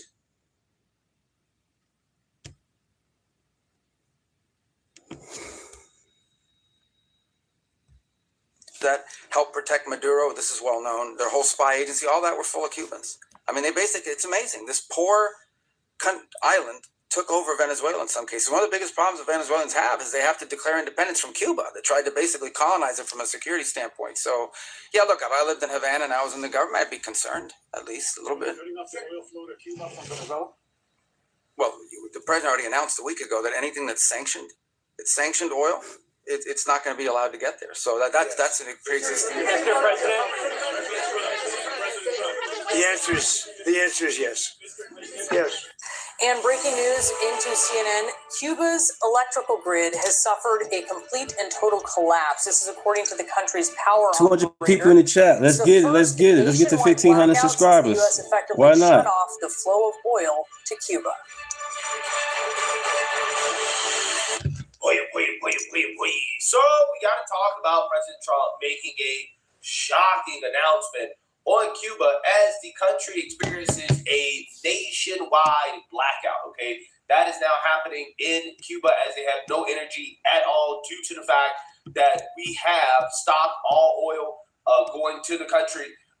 It turns out that, hey, you kind of need oil in order to survive, right? In order to power your country. This is why people like Greta. This is my channel as well, everybody. I have my own stuff as well. The fact that she is supposed to be Check it out. oil activist. She's supposed to be happy about this, celebrating the fact that Cuba is not emitting any CO2 into the atmosphere anymore. But because she hates Trump so much and she loves Marxism and communism, she's upset, right? She's fuming over this. And we got to talk about leftists who are now fuming over Trump's latest announcement on Cuba, which is that we will be taking Cuba, right? This is what President Trump says. He says, I do believe I'll have the honor of taking Cuba. Now, we're going to figure out what that means, but yeah, as of right now, this is what the president is saying. When you say Cuba is next, is Cuba, whatever you do with the military there, it seems like something, will that look more like Iran or Venezuela? Can't tell you that. I can tell you that they're talking to us. It's a failed nation. They have no money, they have no oil, they have no nothing. They have nice land. They have nice landscape, you know. It's a beautiful island. I think they have great people. You know, I know so many people from Cuba that were treated terribly, and they're over here and they became rich. They're very entrepreneurial people, very smart, and know a lot from. The only people tripping about the ID and the SAVE Act are the Democrats. The red states ain't tripping about it. It's only the blue states. I live in Illinois, and I went to go vote. Me and my wife gave my name and address and gave us the ballot thing, and that was it. They ain't asked no ID. That's bullshit. Anybody ask about the Epstein's files? I'm definitely gonna boot you up out of here. Go look for yourself. Don't come on here ask about the Epstein file. Go look for yourself. There's so many people. A friend of mine started over with nothing. He's now the largest owner of gas stations in the country and stuff. I mean, Cuban. It's the Clinton files. I also know. I was just with. Talk to Bill Clinton and Hillary about this shit. A fantastic person who's Cuban and made a fortune in sugar. You know, Fanjul family, right?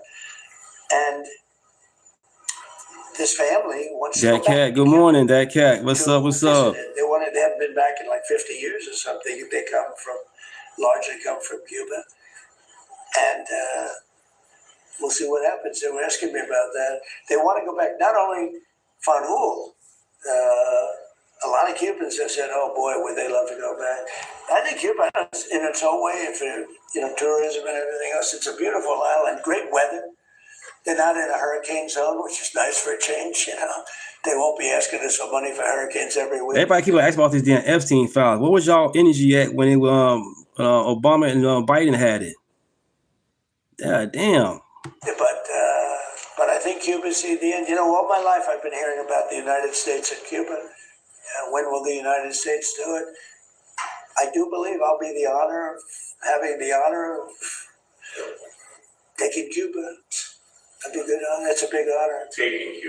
Taking Cuba in some form, yeah. Taking Cuba. I mean, whether I free it, take it, I think I can do anything I want with it. You want to know the truth. They're a very weakened nation right now. They were for a long time. Very violent leaders. Castro was a very violent. But Trump released the files. He was a very violent leader. Extremely violent. That's how they governed. They governed with violence. But a lot of people would like to go back. Wow. So President Trump basically said something that made Peter Doocy question him twice. Right? Who cares? He released half. He released it. Right.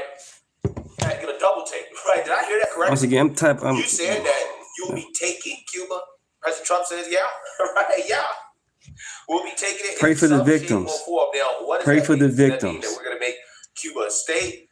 I don't know. A territory? I don't know. Right? Or we're just going to free them of the communist dictatorship, or what they know as the communist dictatorship today. All I know is that Marco Rubio is going to be the de facto leader of Cuba, right? That is going to happen for sure, right? It's going to be Marco Rubio. Who knows? Maybe we'll make him governor of Cuba, right? If Cuba becomes a 51st state, which I'm sure Democrats would never agree to, right? Let's say that we actually could make the Cuban government bend to our will so much that they're like, hey, can you please make us a state, right? We want to be a state. We want to be a part of the United States. I'm sure Democrats would never agree with it. Just purely out of Trump hatred, right? They don't want to say that President Trump actually acquired another state, right? They don't want him to go down as a president to acquire the 51st state. Because, I mean, let's be real. Comments like this from President Trump really show you exactly what he's concerned about, right? He's concerned about his legacy. He knows that, hey, he doesn't have another term, that if he's going to do what he wants to do, then it's going to have to be this term, right? He's not running for re-election. Okay, so he's able to freely make decisions that he feels are in the long-term interest of this country. And that's why, I personally am giving the president the benefit of the doubt when it comes to a lot of stuff. Like, for example, this operation in Iran. I just kind of feel like the president is saying, hey, I can make long-term decisions about things that might not necessarily be popular today, but in the next 20 or 30 years, we're going to look back and say, wow, this was probably one of the most important decisions that a president has made for this country in a long, long, long time. And I personally believe that with what has happened to Venezuela, right, and if Cuba falls next, regardless of what happens in Iran, I think it will solidify President Trump from a foreign policy perspective to be probably the greatest president of the 21st century, at the very least, again, from a foreign policy perspective. So that's what he's thinking about, right? When he says, hey, who will be taking Cuba? He's thinking about his legacy. He's thinking about territorial expansion, okay? Which is, the hallmark of a great empire, right? If you're expanding, okay, you got the Russians taking territory in Ukraine. Who knows if China's going to move on Taiwan? So, hey, we might as well move on Cuba, right? I'm just saying.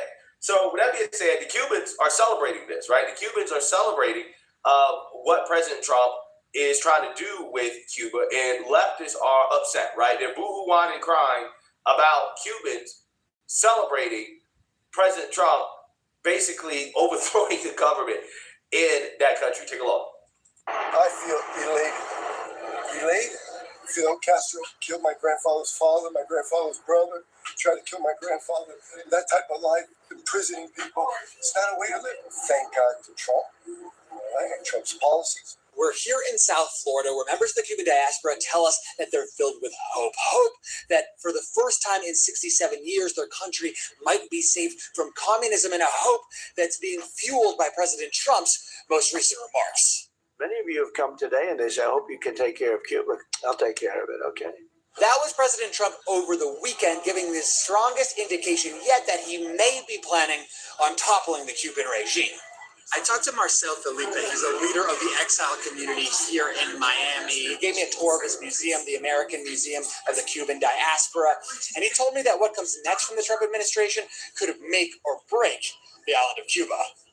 This is our Berlin Wall moment. I think there's a lot of hope. There's a lot of hope because it's almost surreal.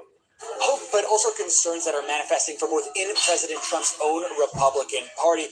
Concerns about yet another military intervention leading to another potential regime change.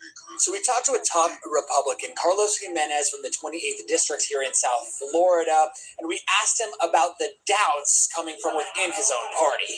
I'm not going to talk about the people in my party. I'm going to talk about the people in the other party. There are far more people in the other party that seem to be just okay and fine with oppressive regimes. I guess after Iran, after potentially Cuba, there are dozens of oppressive regimes all over the world. Is the United States' responsibility to topple all of them?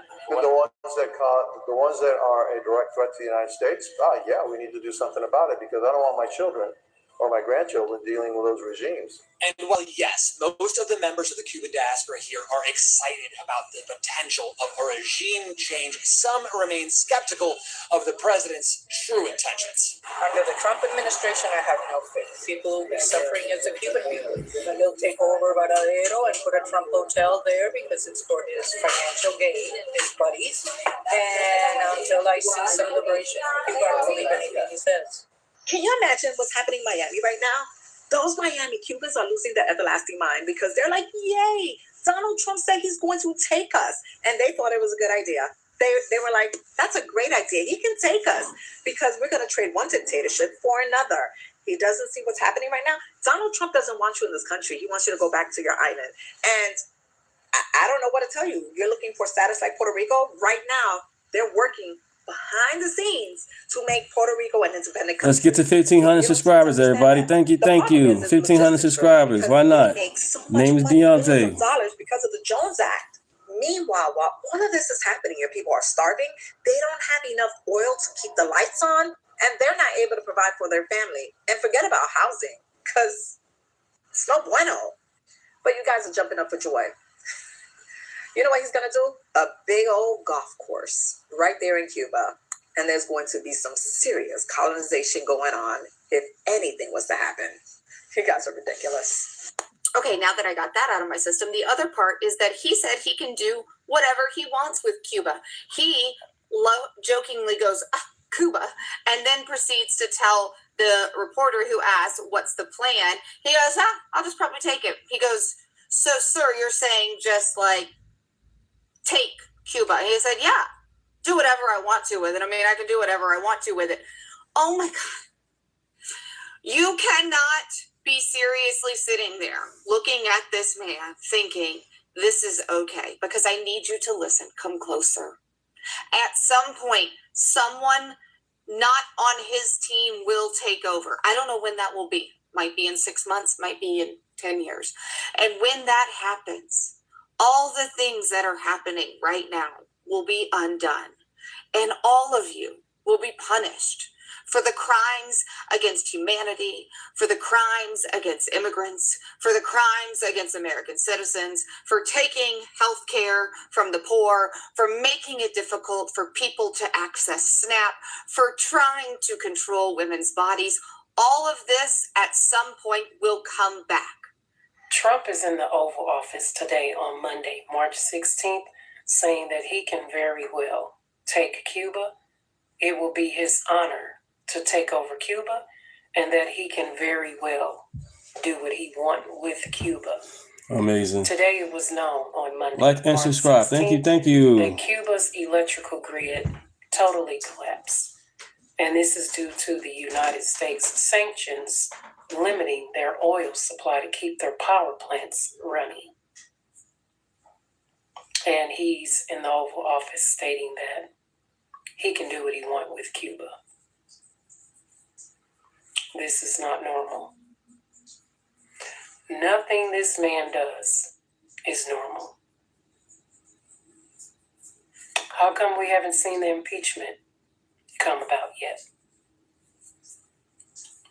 Nothing this man does is normal. It's not normal behavior at all.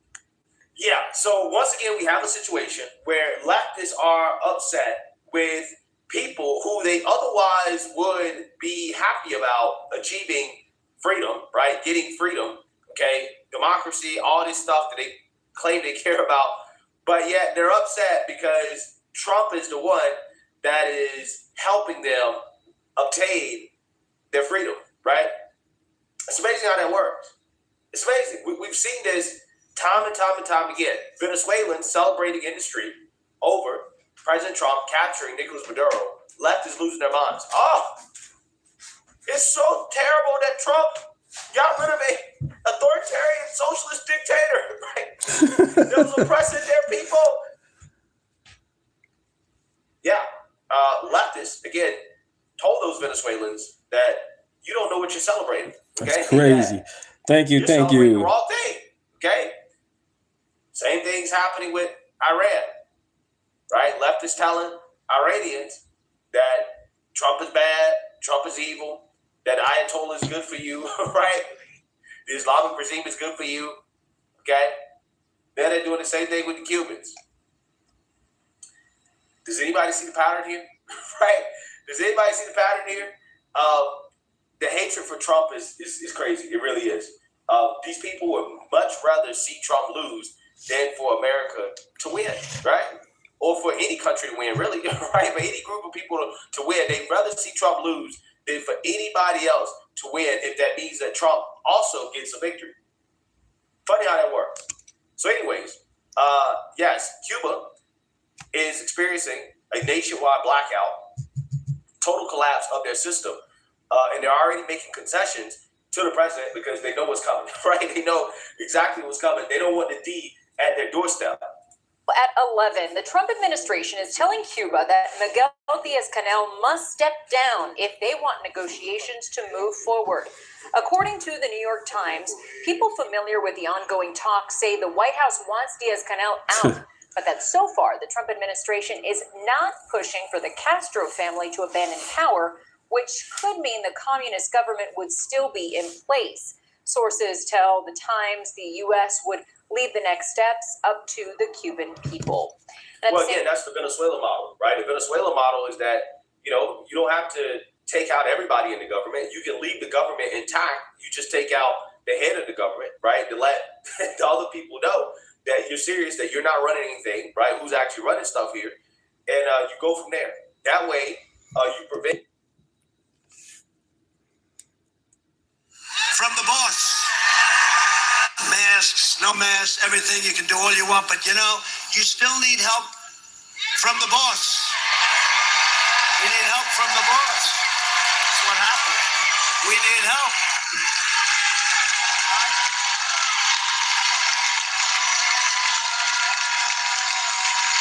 Yeah, we need help. It's all right to say. Now, they'll criticize me for that. How dare he say that? How dare he say that? No, I'll say it. I'll say it. I'll say it. Somebody said to me the other day, "You're the most famous person in the world by far." I said, "No, I'm not. No, I'm not." They said, "Yes, you are." I said, "No." They said, "Who's more famous?" I said, "Jesus Christ."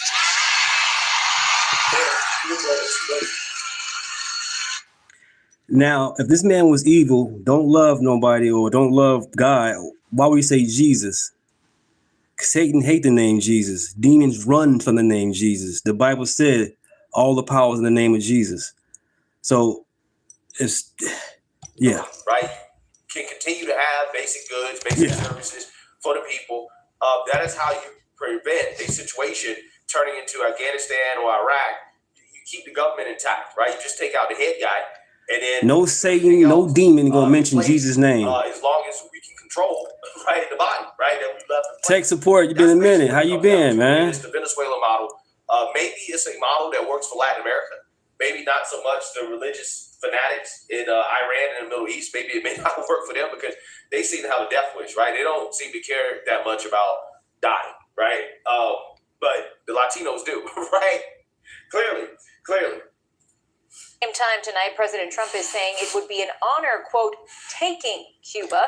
This all comes as the regime announced it will now allow Cubans living here in South Florida and across the U.S.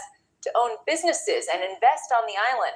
But Cubans here in South Florida are skeptical. CBS News Miami's Anna McAllister is your reporter live in Little Havana at Versailles Restaurant with reaction. Anna? Lauren, local leaders say that Cuba cannot change economically until it changes politically.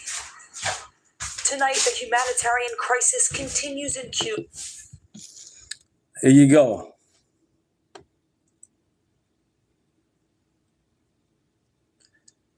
Indicates that Satan does not attack its own. As a kingdom divided against itself, it cannot stand. Look it up, you guys. Cuba, with thousands of residents in the dark following a nationwide blackout. Cuba hasn't received oil in about 3 months. The U.S. and Cuban leaders have been discussing the future of the island nation, with President Trump saying this at the White House on Monday. I do believe I'll be having the honor of taking Cuba. A big honor. It's a big honor. Taking Cuba.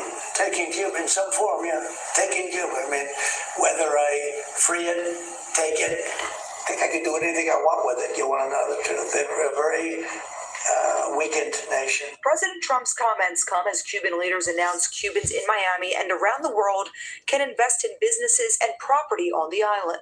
La respuesta desde Cuba es sí. Cuba's doors are open to do business with American companies, but there's only one problem. Right now, U.S. law does not allow this. Mountain Goat, good morning. Are open.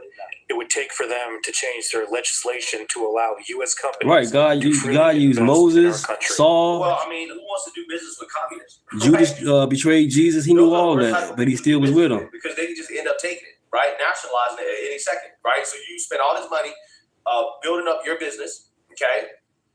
Risking your capital just for the government to take it. Nah, we're good, right? We're good. And this is why a lot of Cubans are skeptical of keeping the current regime in power due to the fact that they have communist ideology. That is their ideology.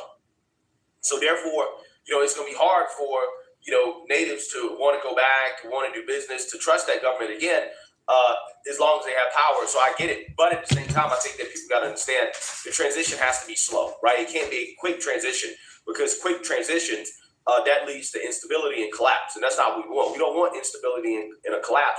you want a slow transition to our preferred government, right? And that's what I think some people are going to have to accept, which is that, yes, the communist regime may still be in power, but it's temporary. It is only the case in order to maintain stability. And it's going to be a slow transition, just like what happened in Venezuela, right? A lot of people criticize Trump. Well, he didn't really do regime change because Maduro's people are still in charge. Well, it doesn't matter if they're in charge. They're doing what we want, right? That's what really matters more so than anything, okay? It's better to have Maduro's regime still in charge, doing things on our behalf, which really means that Marco Rubio is in charge, right? Than to have the regime not in charge, and then you have full-blown collapse and instability, right? So the preferred outcome is slow change, right? While we are calling the shots, right? That is what we want, okay? So we're going to see if the president of Cuba survives, right? This transition. I think he's ultimately going to have to step down, to be honest with you. Here in South Florida, critics are vehemently pushing back on the suggestion. We are asking the administration not to engage to stabilize economically the regime by having business people from here go and do business with the regime in Cuba. My response to that is an act of desperation, and that anybody who is going to be investing, especially with this regime, is insane. Why? Because, the adage is fool me once, shame on you, fool me twice, shame on me. How many times does the Cuban regime have to expropriate property and take investments before people start to realize that you're dealing with a bunch of thieves? And the Ministry of Energy says that power is starting to come back to the island after today's nationwide blackout.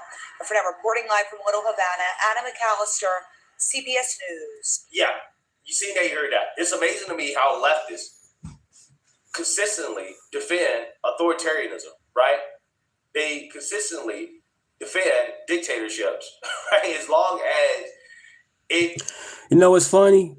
Back to Congress. Anybody that's in Congress that's over 20 years or more, they're authoritarian. Vote these people up out of there. They should not retire in office like that. You got Chuck Schumer still in office. You had Nancy Pelosi around since Kennedy. This is crazy. And they call Trump a dictator, authoritarian. No, it's them. Aligns with their Marxist communist worldview, right?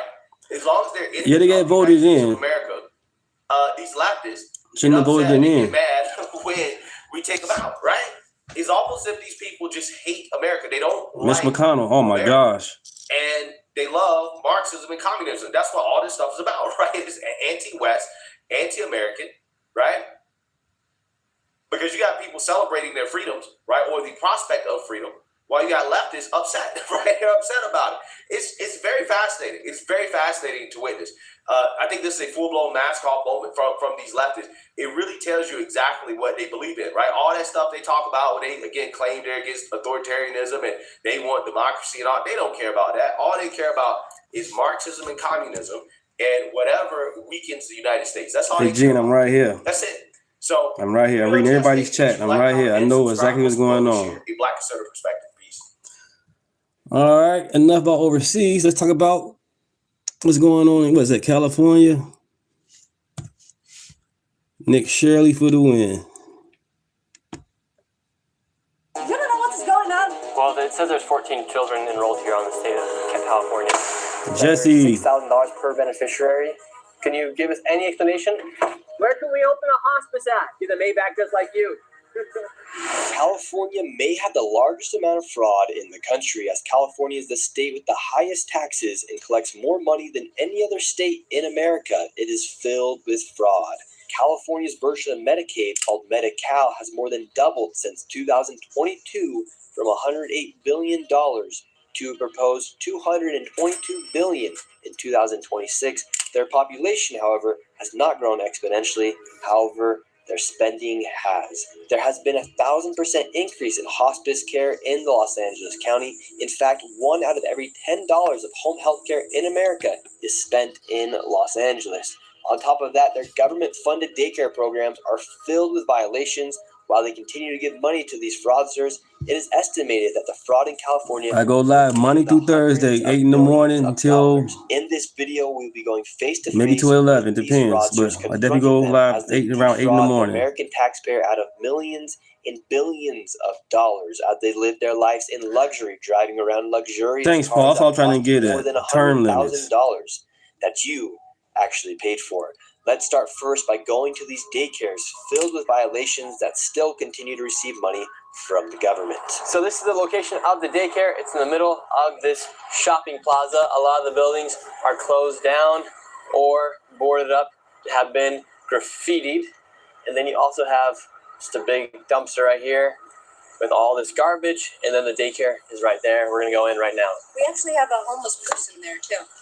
Oh. See that? There's actually somebody sleeping here right now. Hello? You all right?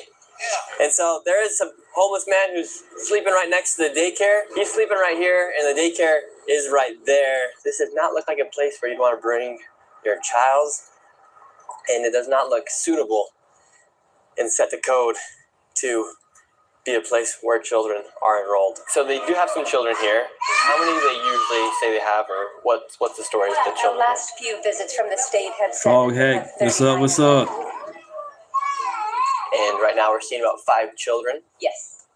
They are enrolling right now. It says Medina Learning Center is now enrolling. So let's see if little Joey can learn a little bit here at Medina. Do you have the paperwork to enroll a little boy by the name of Joey?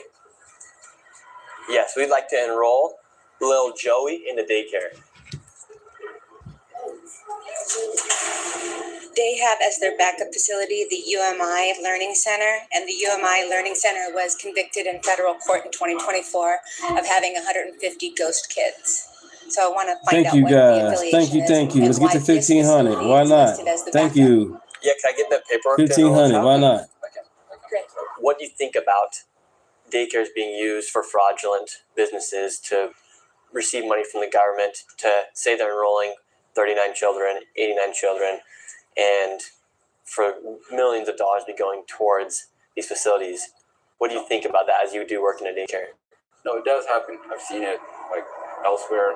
I've seen it. I've seen it in the news. It does happen.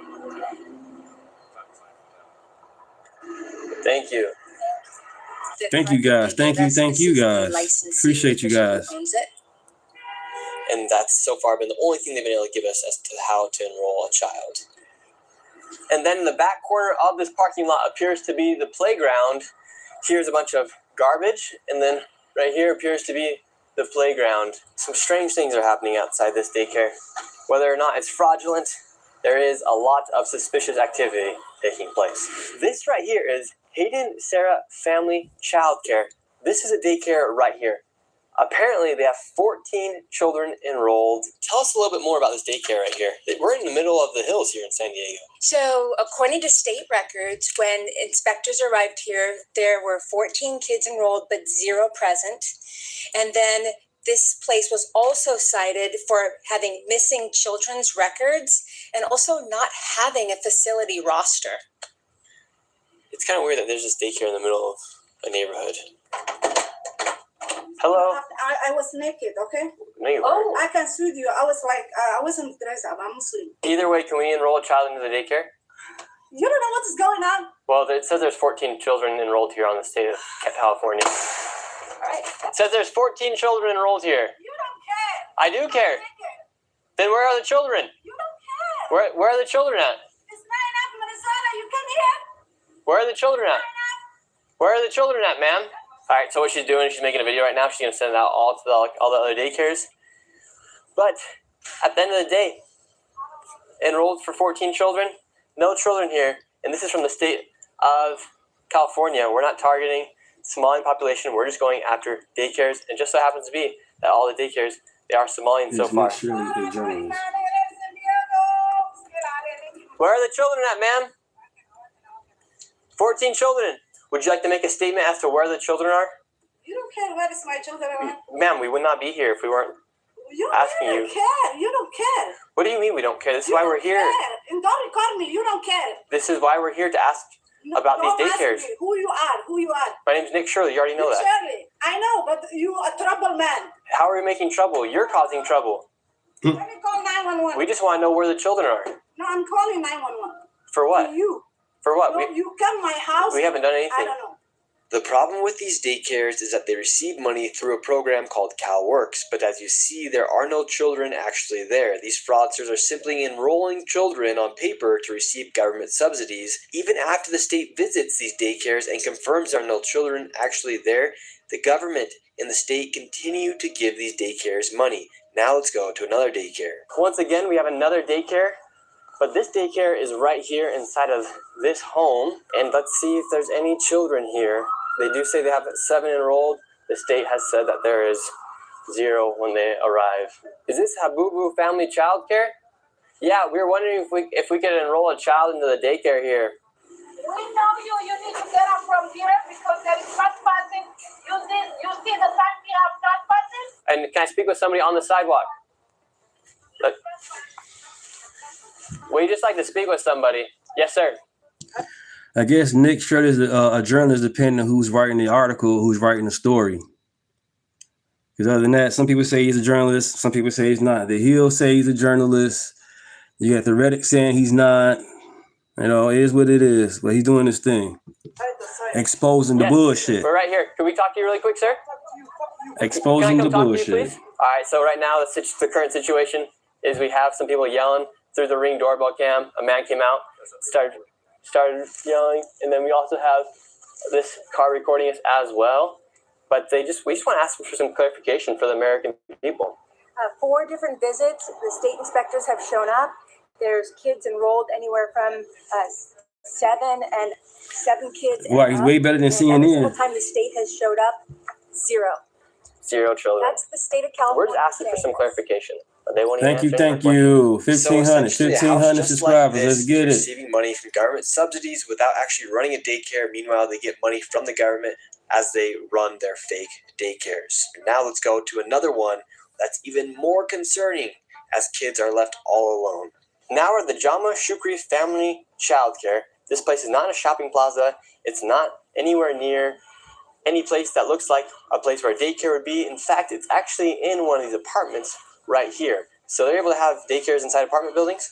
Yes. So I've come across many of these. Some of these are on the third story of an apartment complex. It's only 1 bedroom, and yet the capacity is for 8 kids. We just arrived at the daycare. We have 2 kids out here. I don't know if they're members of the daycare. There's no oversight right here. Can we talk to your teacher? Is your teacher there? So this is the first child we've ever encountered at one of these daycares. There's 2 kids out here right now, and we're going to see if we can talk to the licensee. It is, according to this paperwork, Shukri Jama. Can we talk to the adult? He is not here. Not here. Yeah. So you guys all by yourself? Yeah. No one's here.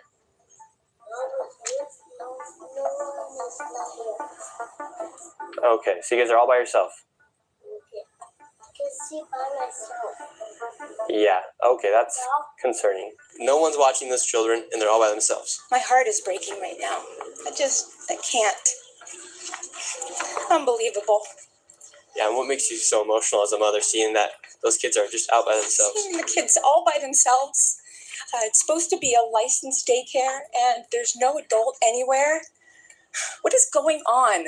And the crazy thing is, California allocates $6 billion to childcare and daycare facilities just like these, and there are over 39,000 facilities in the state. The California Department of Social Services even found an error rate of over 1.6% in their own audits. And to be very conservative, it is safe to say there's upwards of $100 million in fraud lost each and every single year. And now let's head over to where there's so much fraud, you're going to lose your mind. Let's head over to Van Nuys, where there's home health care and hospice fraud literally everywhere. With the fraud here, California ranks the highest for Medicare, Medicaid, Medi-Cal, whatever you want to call it. They spend the most amount of money per state, and here in LA, 1 out of every $10 that goes towards home health care in the United States goes to a business here in LA.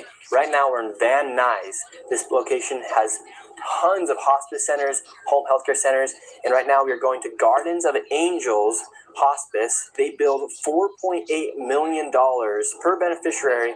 They charged $5,807 with 28.6 claims per patient and only 2 codes, which means 2 services were provided. And inside of this same location, there's also Blossom Hospice, and they received $3.4 million with $6,000 per beneficiary at $927 per claim and only 1 code, which means they only provided 1 service. And it looks like there's about 15 more hospice centers inside this one plaza we're going to right now. We have all the information with us. In some of these places, it doesn't even look like they've been registered with the CMS, which is the Centers for Medicare and Medicaid. 7 of the 4 entities have 0 SMS data, possibly shell registrations, shell companies. And it's rumored that these are Armenian Russian gangs, Armenian Russian mafia. So we're going to be going in there and we're just going to ask them, what's the need for all this hospice? Is there that many people dying here in LA where they need to be spending millions and millions of dollars on this hospice care? All right, right now we're looking for Garden of Angels Hospice. All these buildings are all hospice centers. Let's see if we can find Garden of Angels. This is the Angels of Haven Hospice Care. We have Angels of Valley Hospice. Hello, how are you? Good. We were looking for Guardian of Angels Hospice, but this one will probably do Angels of Valley Hospice. We were wondering if we could get some information to check our grandma into hospice. Your grandma? Yeah. We would love to maybe see if it's possible to get her in here to Angels of Valley. Hospital referral. Okay, how many people do you guys have with you guys? Irrelevant. Oh, okay. Where are you guys from? Where am I from? I'm from here. We're just looking for a spot for our grandma. Yeah, no. Okay. Yeah, because we're seeing we got Garden of Angels, Blossom Hospice here. Okay, well, we'll keep looking for Guardian of Angels then. So they say they only take it from hospitals, which could be a valid response. Let's go see if we can find Guardian of Angels. This place is just filled with hospice centers and home health care centers. You have one right here, 7-star home health care, and then up here you have Miracle Healing Hospice. So this hospice location, Miracle Healing Hospice, in 2023, they charged $1.3 million, and per beneficiary, it was $32,000 for 38 beneficiaries. Per beneficiary, that comes out to $32,935. Let's see if Grandma can check herself into this one. Just trying to get your grandson. We're knocking the door. No one's coming. We look inside the window. Empty building. In 2023, this place received $1.3 million. Piece of furniture. Nothing. Insane. This is insane. Okay, well, since we can't go to Miracle, let's see if we can get SX Home Health. It says they're open Monday through Friday from 9:30 a.m. to 5:30 p.m. It's getting really hard to find Grandma the healthcare she needs these days. It really is, isn't it? We got SX Home Healthcare. They're not open, so it's all right because we can go to Alpha Omega, Ventana Hospice Inc. Not only are these shell companies, these are shell buildings. It's like somebody took a motel building and turned it into 100 fraudulent organizations. We got a nice Mercedes down there. 3 nice Mercedes down there. 3 Teslas. Double as like a illegitimate car lot. Like, are they selling a car right now? Grandma's not going to Alpha and Omega, so maybe she can go to Serene Touch Home Healthcare. Oh, wow. It says they're open Monday through Friday, 10 a.m. Thank you, guys. Thank you. It's 1 p.m. right now. 1,500. 1,500. Let's get it. Deunta's name. My name is Deunta. And once again, it was completely empty and nobody was there. We went to the next door. Happy St. Patrick's Day. Here we have another location. We got St. Michelle, HHCI, Home Healthcare Inc. Hello? No one's here. Hello, sir. Yes. Minecraft, you funny. We were originally looking for some hospice for our grandma, and then it turns out that all these locations are hospice and home health care locations, and a lot of these... For hospice for who? Grandma. For Dr. Oz? Yeah, for Dr. Oz. Yeah? Yeah, for our grandma. Yeah? It'd be- For grandma? It'd be pretty And good. Dr. asked to take his grandma and go to the other buildings and find the hospice. You know, this is stupid. You can't record me. Why can't I record you? You cannot. Oh, okay. Well, we were looking for Guardian of Angels. Well, did you see any Guardian of Angels on the doors? No, but they received and billed. I'm right here. I'm watching the trolls. I'm reading everything. I'm right here. But we do have yours actually. Yours is a KMD, right? Yes. So we do have yours, and a lot of these. How many millions did I need? We don't have your official number because it wasn't posted on the CMS website or on their data set. And you're from where? My name's Nick Shirley. They actually made like all this information, the data public for everyone to see what was going on in our country because so much corruption's happening. Yes. But it doesn't look like we could find any of your information from the CMS data set, but we do have you here. So is that concerning that your information wasn't reported to the CMS? What information? To the CMS data set as far as the billing and how much money you guys receive from Medicare and First, you have to research. Oh, that's what we have right here. No. It's a piece of paper. Oh, well, we went through all the data sets. If you want to learn, I'll teach you how to get after the crooked people. Okay, help us. We'd love for you to help us. First, you have to research, right? You set the name, and you have a number, right? Yes. And you come to my office. It's a brand new office. Then you don't come to a building like this, like FBI guys.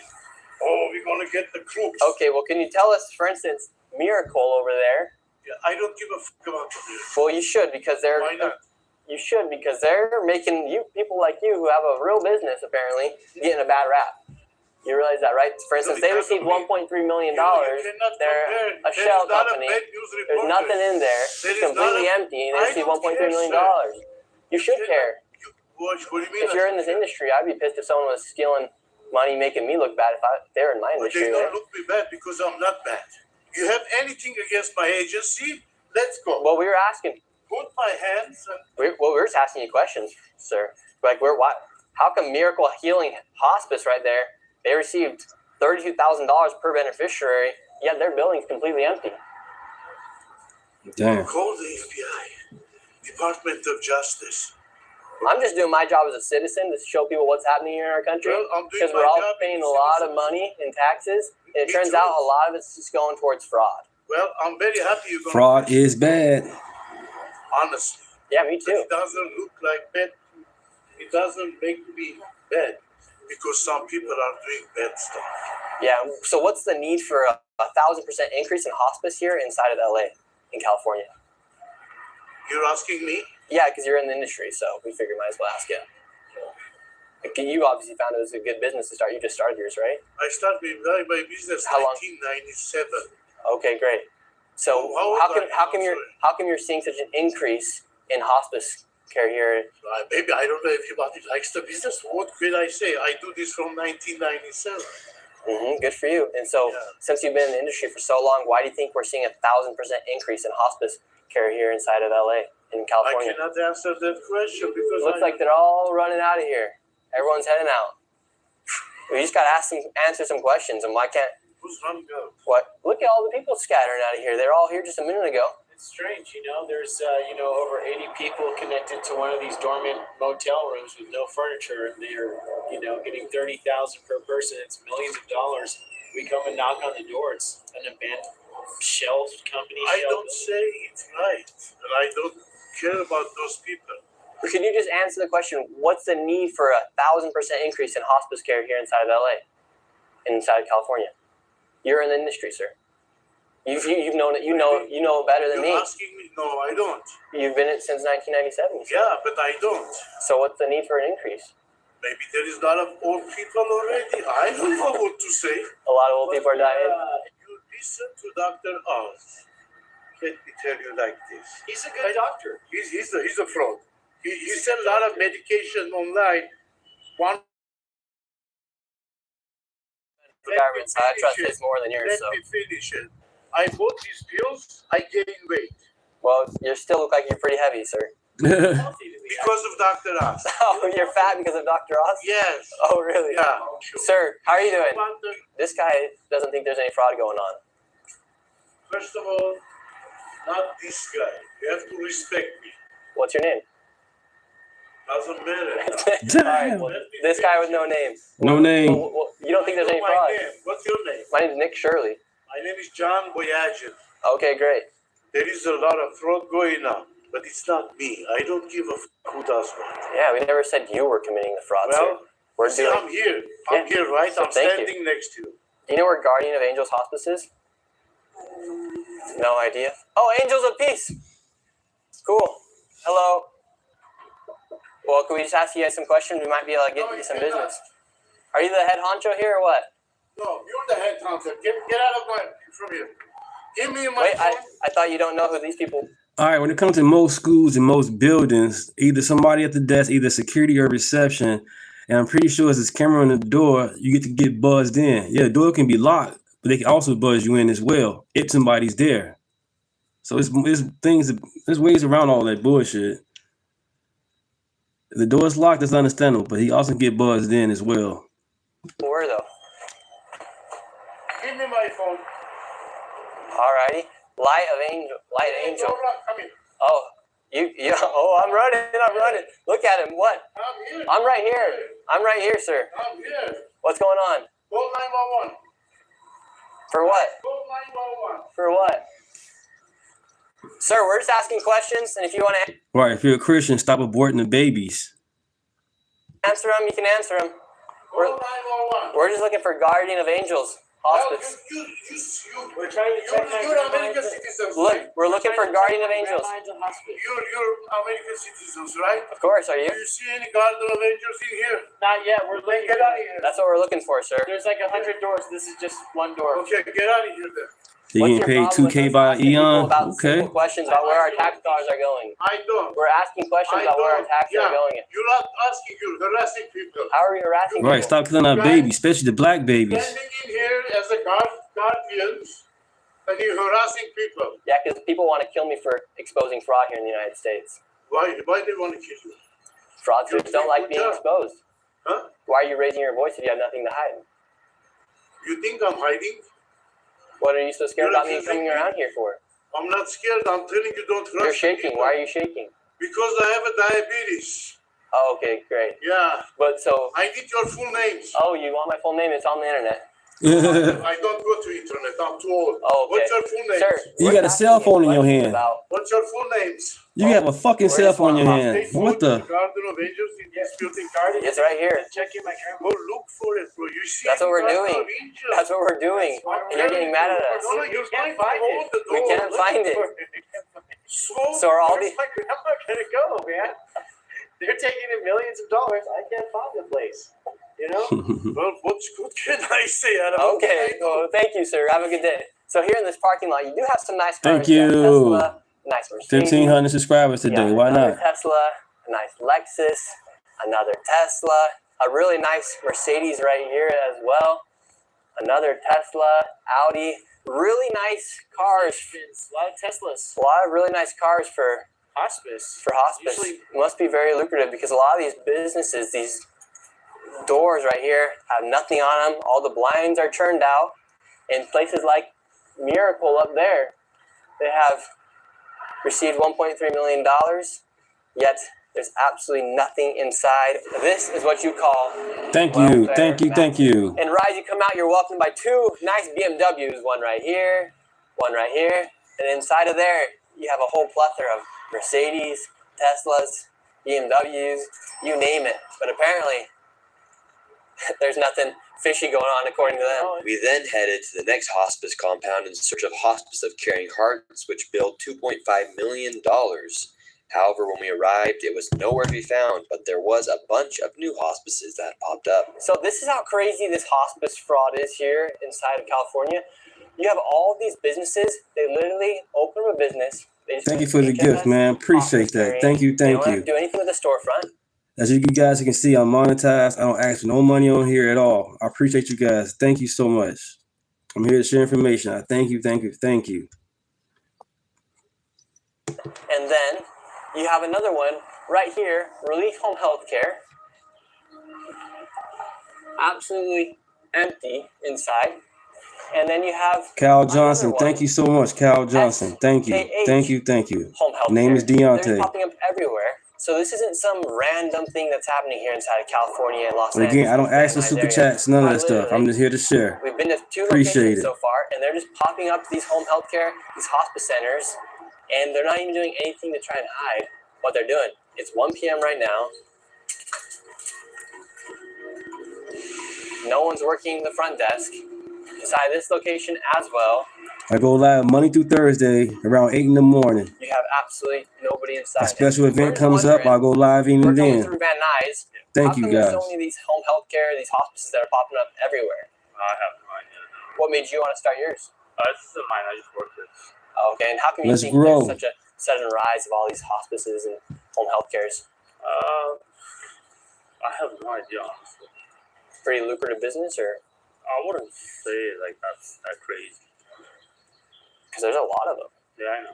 The same building, but now on the backside you have Canestro Care Hospice Inc., Studio Care Hospice Inc., El Primero Home Health Care right there. And if you're looking for a massage to take a break from the hospice and everything, you can come right up here and get some sort of massage. And this building right here is a perfect example of a dilapidated building that is now being used for a hospice, home health care, and adult daycare. And this is the crazy thing that appears to be happening here in California. You can just start your own hospice. You have Advent Hospice right here. If you want to start your own home health care, you can just put up a white piece of paper and stick a logo onto it and say that's your home health care company. If you want to start an adult daycare, you can just get a building like this and receive money from the government. That's the crazy thing, is inside this one building, you have an adult day health care, you have a hospice, and then you have a home health care center operating all in one location.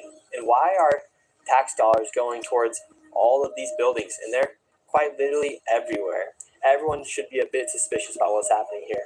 Inside of these parking lots too, you'll always find a super nice BMW, Mercedes, you name it, newest Audis. You always find the nicest cars outside of these healthcare and hospice centers. We headed to the next suspicious hospice location, and what do we find? A brand new Mercedes. Everywhere we go in this video, going around these hospice and home healthcare centers, there is a nice Mercedes or BMW. We have all-day hospice care, Health Elect Care, you have Edom Hospice, Lacar Home Health, and even back here, this is just one floor inside this building, you have Santa Rita Hospice. I don't know what the need is for all these hospice centers, but for instance, all-day hospice back there, they billed $3.1 million, and per beneficiary, that was $6,000, 24 claims per patient with only 2 codes, which means 2 services and over 500 patients. And they started billing in April 2023 and accumulated $3.1 million in 19 months. So maybe if you want to get rich here inside the United States, come to LA, open up a hospice, because there's 1,000% increase in hospices opening up here inside of California, and you can go ahead and become a millionaire. Could you just answer, for instance, we have some information right here that there is $6,000 per beneficiary and 24 claims per patient with only 2 codes. Can you give us any explanation? Okay, yeah, we just want to make sure, if you want anything to clarify, if you want to clarify anything. Okay. For this video, we really do want to give each and every single person the opportunity to answer just quite literally the facts. All this information is coming straight from the public databases. And if they refuse to answer simple questions about businesses they're operating, I think that says a lot about what's going on behind the scenes. Now we are here outside of Healthy Life Adult Daycare. This place, over the past few years, has billed $19.8 million alone. Now let's go see if I can enroll my grandma, because she needs some daycare. And this right here is the entrance of a building that's received over $19 million. So this is the location that's received over $19 million. Kind of crazy, right? They say that right here, right now we're here at 1:30. No adults are here. I wouldn't doubt that adults do come, but $19 million. It's kind of like North Korea. It's like everything's set up, but there's no people. It's like for a show almost. No, nobody's here already. You have to come back tomorrow. And can we get like a brochure to enroll our grandma into this location? I don't have anything. Can anyone give us a brochure? Angela, does somebody has information about here? I don't think it's enough to say it's fraudulent, because you do see that it is operating. There were people working inside there. But the fact that there's just businesses like these popping around everywhere, and this is what they look like outside of a location that receives $19 million over the past few years, yet the building looks completely almost dismantled out here. And look, all they have to say that they are an adult day healthcare is that sign that says ADHC. And there was some people working inside of it. We have the phone number right here. Darren's going to go ahead and give him a phone call and see if somebody from inside answers. There are people inside right now. The phone's just ringing. You can leave a message after the tone. This mailbox is full. There you have it. They don't even have an inbox available to take in a voicemail. And another thing to take note of is Gavin Newsom right now on Poly Market. He's the leading nominee for the Democrats come 2028. All this fraud taking place, all this waste is taking place. Nobody really knows what's going on. I mean, look at this place. This adult daycare received $19 million, has billed the state of California over $19 million for the past few years. This is all taking place here. So that is something to think about come 2028 with Gavin Newsom leading the Democrats right now on Poly Market. The way these hospices are able to enroll these people and collect money from Medicare and Medi-Cal here inside of California is they collect the Medicare numbers from individuals and then sign them up for hospice without them even knowing. I actually went and spoke with a professional inside of the medical industry to get her opinion on how this all works. We're seeing all of these hospices pop up here. Why is hospice and home health care such a booming business right now? I think it's become a trend of fraud. Honestly, it has. I heard about this about 5 years ago during COVID, that people were building hospices and selling them. It was like a business these people made. So it's an easy way to build Medicare with their people's beneficiary numbers that people can easily steal and even purchase and buy. They buy numbers from people and tell them, give me your Medicare beneficiary number and then we'll give you something in return. What does that mean, give you a beneficiary number? So there's an ID that you have. Medicare gives you, Medicare is for anybody 65 and over. So they'll give you a Medicare ID number. And that number is what's used to bill Medicare. So essentially, if they can get a number from somebody, it's almost like getting a credit card number. And then from there, they can continue to bill and bill and bill and get that Medicare money. Exactly. It's actually more beneficial than finding a credit card these days. Anybody can get a hospice license, actually. You don't need to be a physician. You don't need to be a doctor. You can apply and get a hospice license in the state of California. They bill, they take the Medicare numbers, they bill Medicare, the Medicare sends them a check right away. It's an easy process. So an old person might be a bit naive to giving somebody their Medicare number, Yes. and without them even knowing, that's more valuable than giving them their credit card number. Correct. In fact, in LA, there's locations that will teach you how to open up your own hospice center. So I went there with a potential business partner to try and become a multi-millionaire in hospice. We know that hospice is a very lucrative business, so I've joined a business partner right here. His name's Darren, and we're here outside the Hospice Consultants, and we would like to start our own hospice today. We're just two young men who want to become millionaires here inside the United States, and it seems like the only way to do it nowadays is by committing fraud. So we're going to go in and see if we can start our own hospice. Are you guys the hospice consultants? Yes. Oh, can we talk to you guys? About? I want to open my hospice. You want to open a hospice? Yeah. Okay.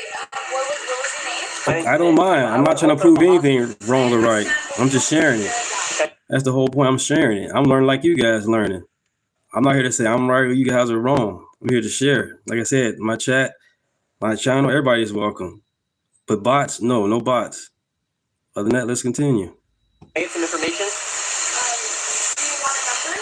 Yeah, give me a flyer or something.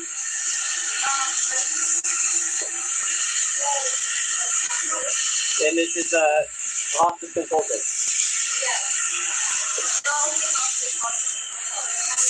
All right, so they say they're open right now. They won't let us into the Who lobby. cares I proved them wrong? It doesn't matter. Just watch what's going on, man.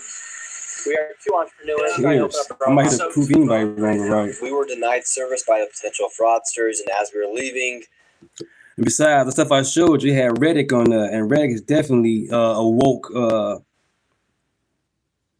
app. one of the fraudsters started to leave from the back in a $200,000 Maybach. Can we have a Mercedes-Benz driving up? Where can we open a hospice at? We'd like to open up a hospice. Get a Maybach just like you. So is this how I can get a Maybach by opening up my own hospice? Now, after seeing all the wealth that is being created from these hospice centers, I headed back to the original location where we found over 15 hospices in one plaza. I wanted to make sure it wasn't a fluke that Armenian mafia members were running the show and that there weren't just randomly hundreds was the day I went by, and this time it was even worse. Sir, how are you? Good. So what do you think about all this hospice fraud? Sir, you're in the Cybertruck, driving away, taking money from old people. Yet he's just driving away in his Cybertruck, won't even answer any questions. Let's see, we have another rich person as well that's getting rich off this hospice. This guy's leaving as well. So the two people that walked out of Holy Angels, they're in a brand new Cybertruck and a new BMW. How lucrative a business is hospice? I'm seeing a Cybertruck, you're in a nice BMW. It's good. Yeah, because it looks like, for instance, Guardian of Angels, that used to be here, $4.8 million they built the state of California. And how many clients do you guys have? Do you have a bad? I'm just curious. Yeah. You must be getting paid pretty well, right? Do your parents run the hospice? Who's that guy in the Cybertruck? He's your uncle. So it's like a family business to own the hospices. But why was he walking out of the hospice then too? Like these hospices, there's nothing inside of them. If it's not you guys, how come you're in the newest BMW and the newest Cybertruck? Because I can only imagine what the guy is in charge. Just all the other hospices? I'm right here. Like taking care of old people? Like, are you the one going out visiting the hospice patients, sir? Uh-oh, he's going to have to do another point turn. Yeah, you guys are my fucking way, bro. You could just go that way. What's the key to opening up a hospice if I wanted to open up one? Because you're in the family business of the hospices. If I want to open my own. What do you do for work here? Huh? What do you do for work here? Nice. Oh, we're just looking around. We're seeing all these hospices, so we're just curious. Well, I don't know. Good morning, good morning. Word got out that I was inside of the plaza, and all the fraudsters started hopping in their cars and leaving the scene. Excuse me. Thank you, guys. Thank you, thank Answer our you. questions really quick. Hello, can we ask you a quick question? Driving out in a brand new M8. They can't get out that easy. How can I get an M8 as well? Should I open up a hospice? Driving out in a brand new M8 BMW M8 competition. Listen to this thing. This is the sound of hospice money. Good morning, good morning.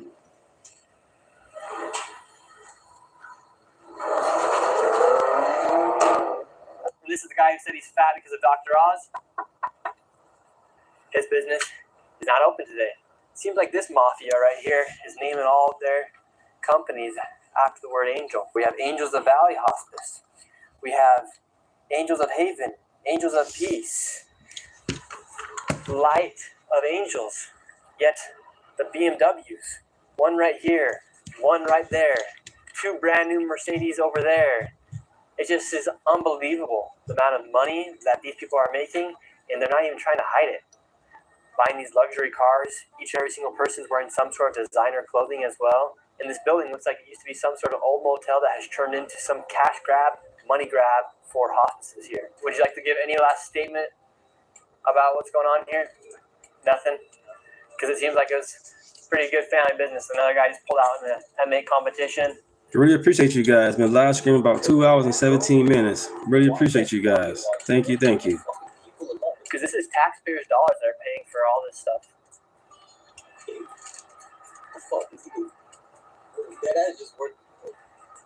With taxpayers' dollars receiving money from Medicare, Medicaid, Medi-Cal, you name it.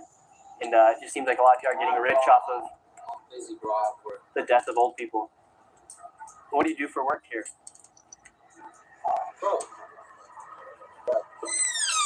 Damn. It's sad to think about it. Here in the United States, we're literally being defrauded by people who are taking advantage of old people, young people in daycares, disabled people with autism clinics, and no one's doing anything to stop it. So I think it's time we Cal Johnson, thank you, thank you. and tell them, let them know, you are stealing from everyday American citizens. People can't afford homes. Rents are expensive. Their insurance is expensive. Everything's getting more and more expensive. If we don't crack down on this fraud, national debt's going to continue going up. It's just one of the factors that affects the national debt. And we're going to lose the value of our own dollars. So people, if they want to really fight to keep America great, a great way to do it is by fighting fraud. Because this is just Unbelievable. You have people driving around in BMWs, MA competitions, Mercedes. Meanwhile, everyday American citizens are struggling to be able to afford their own bills. In the fraud.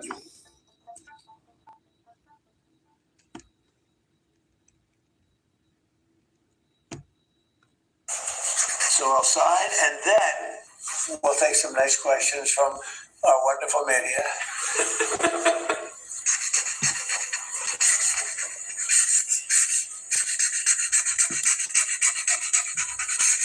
Okay.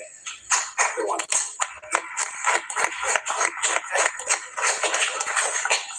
Here you go. They're very important. That's a big deal. We've been working on this very long, really. See, right? Well, sir. And just a short time ago, President Trump revealing that his chief of staff, Susie Wiles, has been diagnosed with early-stage breast cancer. The 68-year-old Wiles says she has a good prognosis and will continue serving in her current role while she undergoes treatment. The president did speak to this earlier today and said she's in good shape and offered this. You probably saw it. And she's going to take care of it immediately as opposed to waiting. She said, let's do it now. I said, do it immediately. Because with that particular ailment, the faster the better. That's the only thing I know about it. The faster the better. She's going to do it immediately. So she just started, actually. And she's going to be in great shape. The prognosis there is excellent. Done a great job. And well, we want to know, do you have any minesweepers? Well, would rather not get involved, sir. I said, for 40 years we're protecting you, and you don't want to get involved in something that is very minor. Very few shots going to be taken because they don't have many shots left. But they said, we'd rather not get involved. I just want the fake news media and everybody else to remember that that was said, because I've been a big critic of all of the protecting of countries, because I know that we'll protect them. And if we ever needed help, they won't be there for us. I've just known that for a long period of time, just like I knew about the strait, that it would be a weapon. Your person, because Gavin Newsom has admitted that he has learning disabilities. Honestly, I'm all for people with learning disabilities, but not for my president. I think a president should not have learning disabilities, okay? And I know it's highly controversial to say such a horrible thing. The president of the United States, Gavin Newsom, admitted that he has learning disabilities, dyslexia, everything about him is dumb. But then he looked at the audience and said, what, I'm smarter than you, or something like that. That was pretty similar. So now on top of everything else, Saudi Arabian, this is what the media isn't showing you. Clinton Foundation is the biggest organized crime family that I know of. For example, Hillary Clinton took money from the Russians to sell American uranium to Russia. She took money from the Saudi Arabians to sell Syria and Yemen to Saudi Arabia and to justify ISIS and protect ISIS. Hillary Clinton is probably the single most corrupt politician in U.S. history since Lyndon Baines Johnson. Damn. And as Secretary of State, money would come into the Clinton Foundation and U.S. support would go out. And by the way, the reason we have 1,000 military bases is not for military power. They're lily pads for smuggling. That is how CIA smuggles gold, guns, drugs, cash, and small children for the elites in the United States. War is a profit center, not just for oil.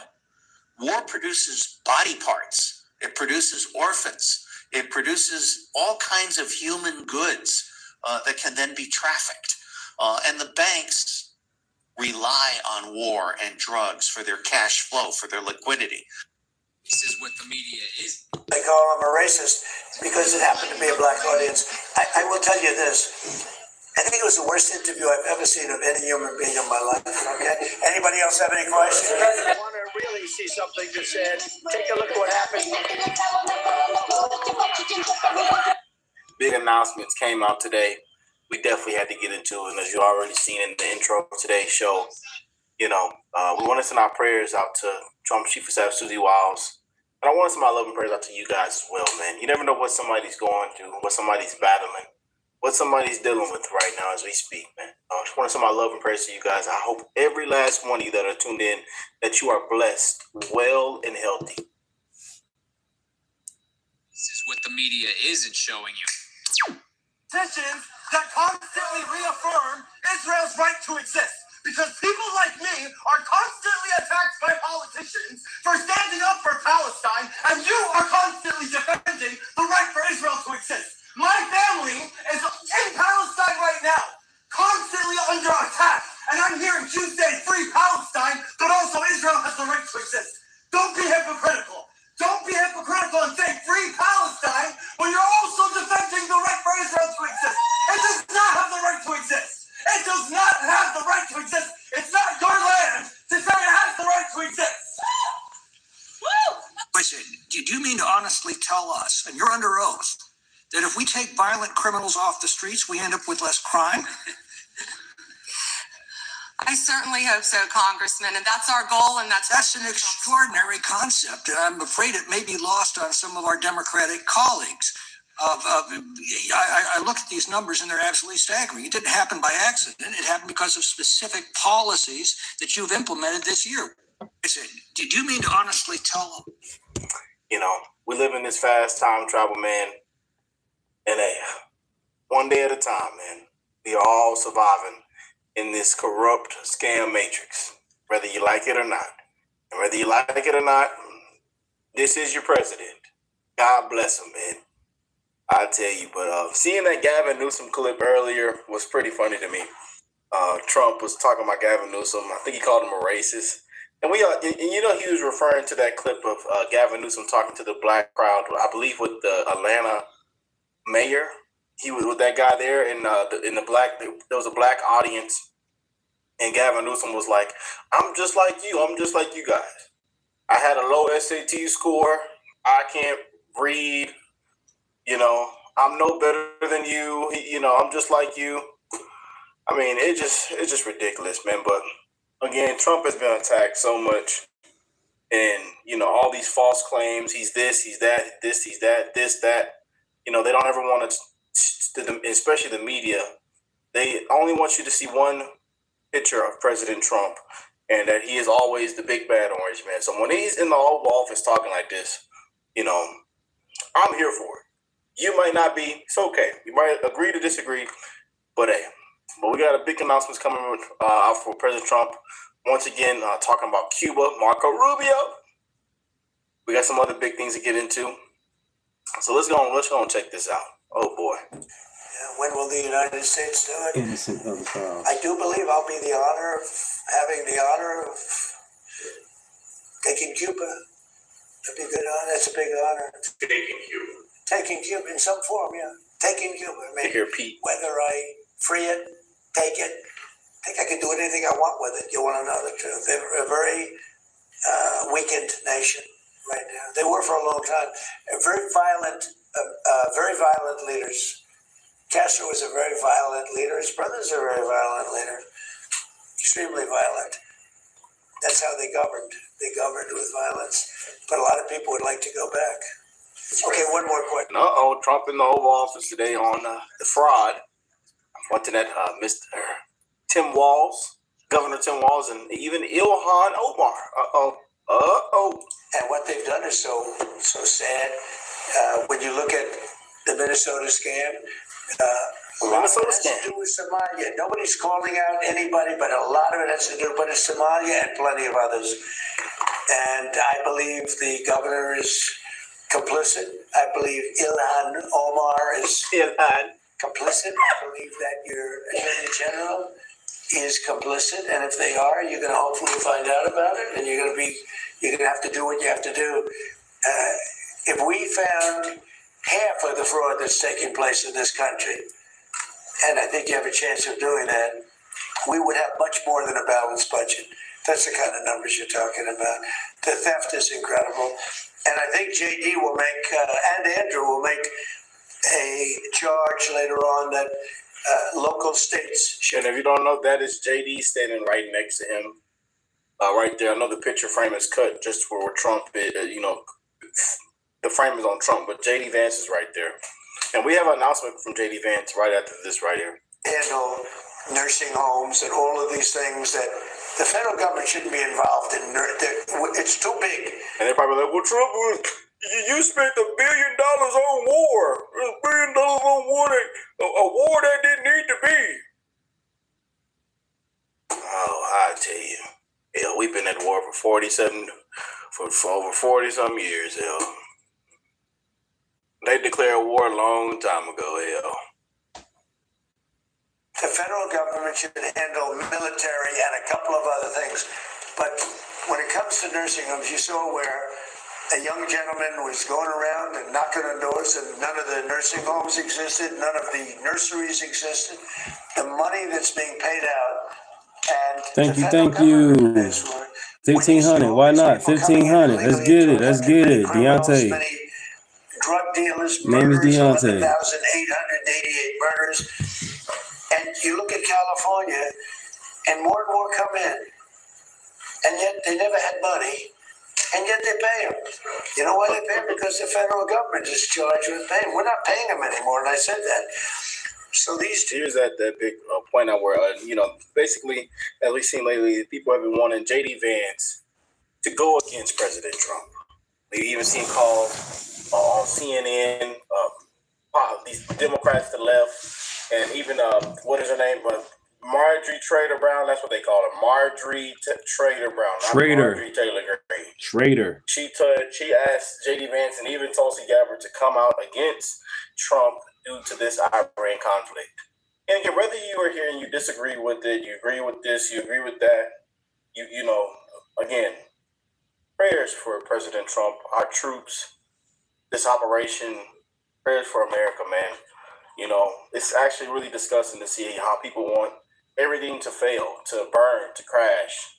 Even people mocking, our military and our veterans. Oh, nothing to showing, how the world likes Trump, but the Democrat liberals don't like Trump. Say, we hope y'all all go over there and die. I mean, people are saying the most ridiculous things, man. When Biden was in office, I didn't wish nothing bad on him. And then he said he had cancer, I prayed for him. And I've seen. But these guys, they want the man to die. The man get shot at 3 times. Call him a dictator and everything. He ain't perfect. Nobody is. But he is taking care of America, and the world is happy. Especially with the liberals. And people ought to be ashamed of themselves. I'm being completely honest. I know y'all been seeing it too, all over your For You page and timeline. People just saying the most ridiculous things because they disagree with this man. They hate this man. They have Trump dementia syndrome, But some things are just, we take it way, way too far, because if it was a Democrat in there, if it was a Democrat sitting in that seat right there, it wouldn't be a peep from these people. Not a god doggone peep.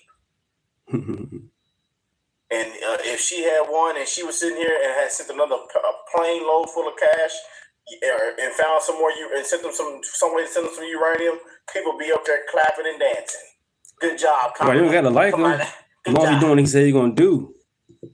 Like in Chicago, in New York, they both said they're going to not raise property taxes or other stuff like that. They get in and raise property taxes on people.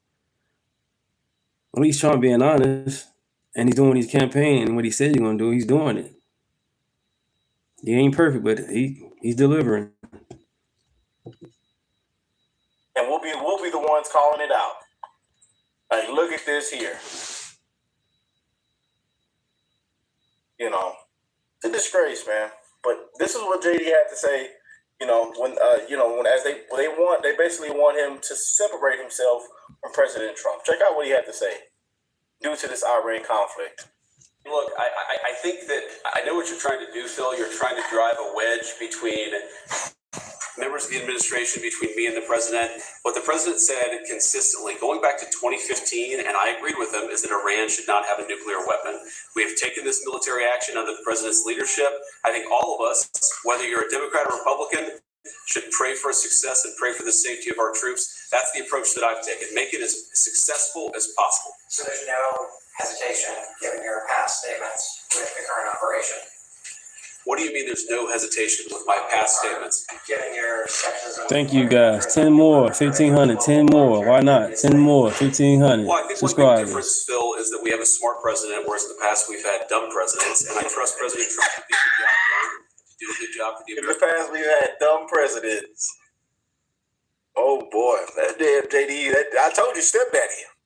Look at this picture right here. We got the biological father, and we have the stepfather, and they working together. It's a beautiful thing. It usually don't work like this. You know, usually today somebody arguing. The kid got to come over on the weekend. You know, we got to go get school supplies. Well, Trump woke up in Qatar this morning and told the sheikh, last night was fun, but I got to go. The Qatari said, please stay. We have more jets. Here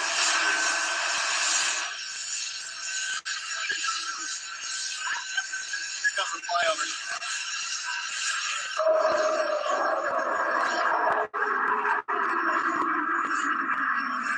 Trump said, I love you, but there's someone else. 47 then went to one of the richest countries of all, the United Arab Emirates.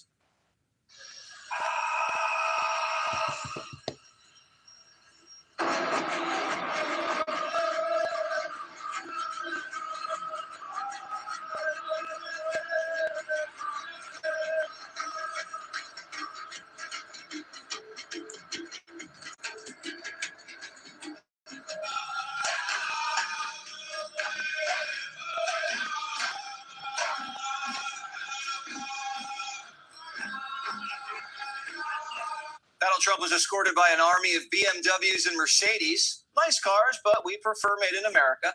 For the first time in history, Abu Dhabi closed its biggest mosque so Trump could get a private tour. Out of respect, President Trump took his shoes off to walk on the largest handmade carpet in the world. Wow. He told reporters he was taken by how beautiful the mosque was. He said, this is an incredible culture. Pure white marble as far as you could see. Then 47 went to the Royal Palace, where he got a hero's welcome. If it was Biden, he would have pooped in his pants by now. If Biden was out there.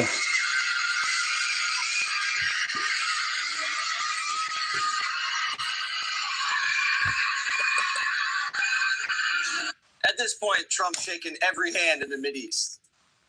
I shook more hands than any human being is capable of doing. That was a long deal, and they were big people. But they were starving for love. Because our country didn't give them love, they gave them a fist bump. Remember the fist bump? Trump's wrist got so tired from shaking hands, he let Lutnick sign the deal.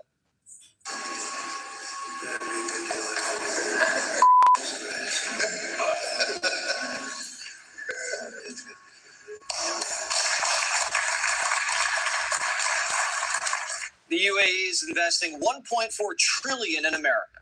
We're building a huge AI data center in their country, and they lit up their city red, white, and blue to celebrate. But that might have been topped when the royal awarded Trump with his country's highest honor.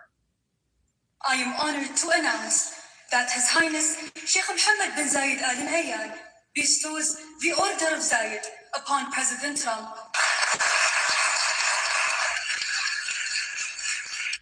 Betting sites have Trump favored to win the Nobel Peace Prize. On this trip, he kind of earned it. America spent trillions trying to bring peace to the Middle East, and now Trump's making them pay us, and they love us. Today, 47 said he's getting close to making a deal with Iran, but if they don't play ball, things could get ugly. Iran's losing friends in the Middle East. Trump's making nice with the bad boys. This plan's been a decade in the making. So 8 years ago, it was security, the destruction of ISIS, the Abraham Accords. Now, it's prosperity with these incredible deals. The two are inextricably intertwined. Kellyanne Conway says this is peace through wealth, but the prosperity only sizzles if you're on our side. We don't want India, for instance, continuing to buy weapons from Russia. We obviously want to end the illicit oil trade between China and Iran. We don't want Iran sending drones to Russia. There's a lot of moving parts here, but if you want stability, you need to have stronger ties with some of our partners. The combination of trade deals and military protection makes us a great partner. India just dropped all tariffs on the United States. After Pakistan knocked down a bunch of their planes, they won't be buying Russian jets anymore. They'll be buying F-35s. If Iran and Russia don't have anybody on their side, they'll have no leverage. Trump has the keys. Deals are all about timing. When the time is right, that's when the president is in the room with Putin. But my expectation is imminently. What does imminently mean? That's all you're getting. Putin won't come to the table until Trump's on the other side. It could happen any day. We'll be leaving tomorrow, as you know. Almost destination unknown. Because, we're getting close. Could be here, could be there. But before Trump left the Middle East, he surprised our troops with special guests Lee Greenwood and Theo Vaughn.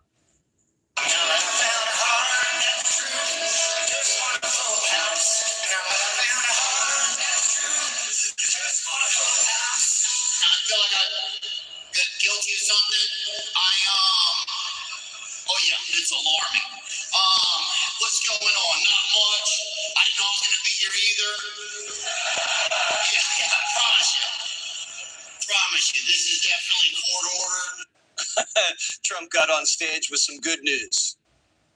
My 2026 budget includes across the board. Maybe you don't want it. Look, for the good of the country, you don't have to take it. Pay raises for each and every one of you. How y'all be root for other countries like that? Don't we live in America? Y'all supposed to root for other countries, and we live in America. That's crazy. You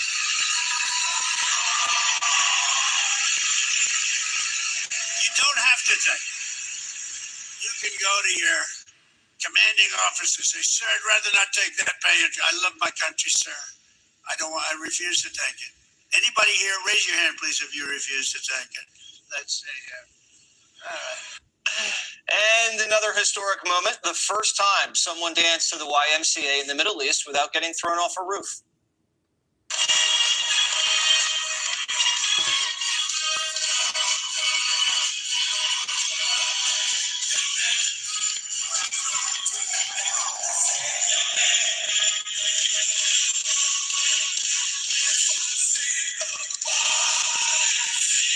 This has been such a good trip. Trump was nice to the media.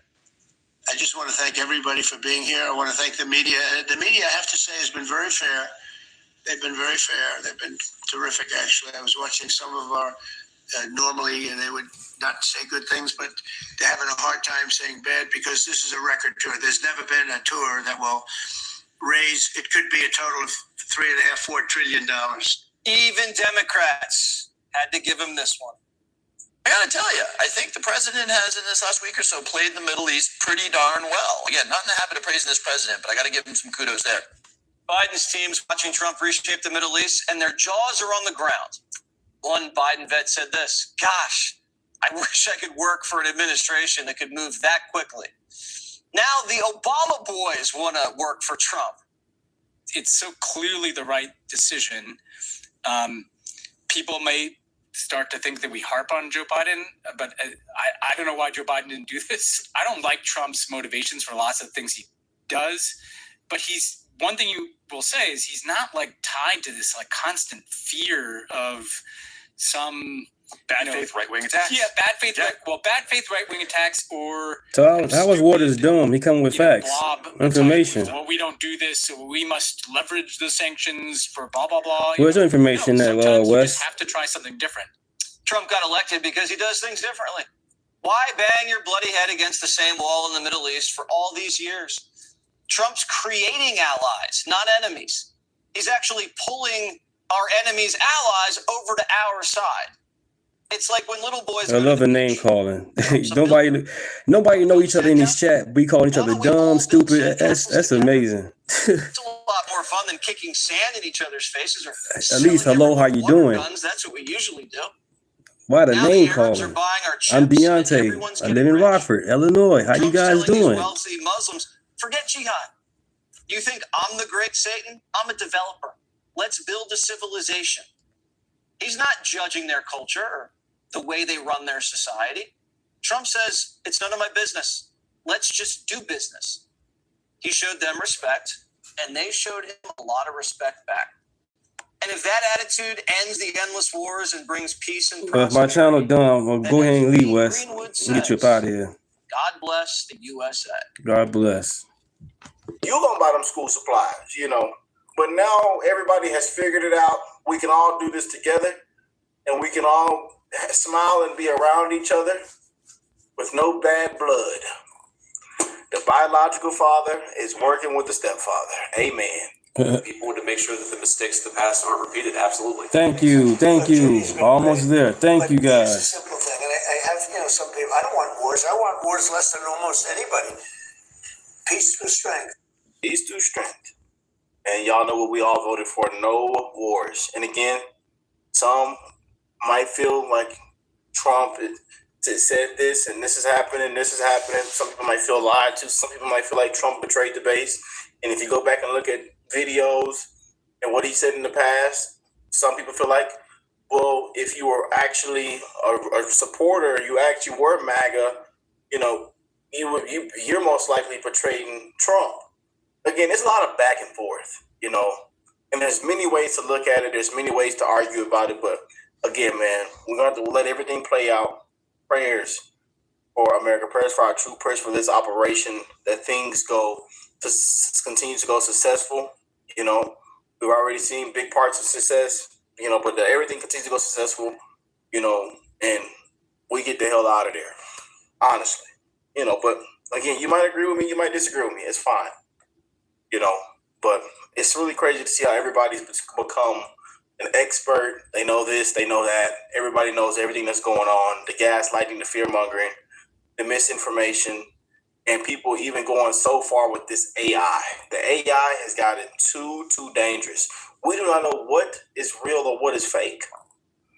And that's the scary part. You're looking all over your For You page timeline, your X account. You're like, what the hell is this? I mean, man,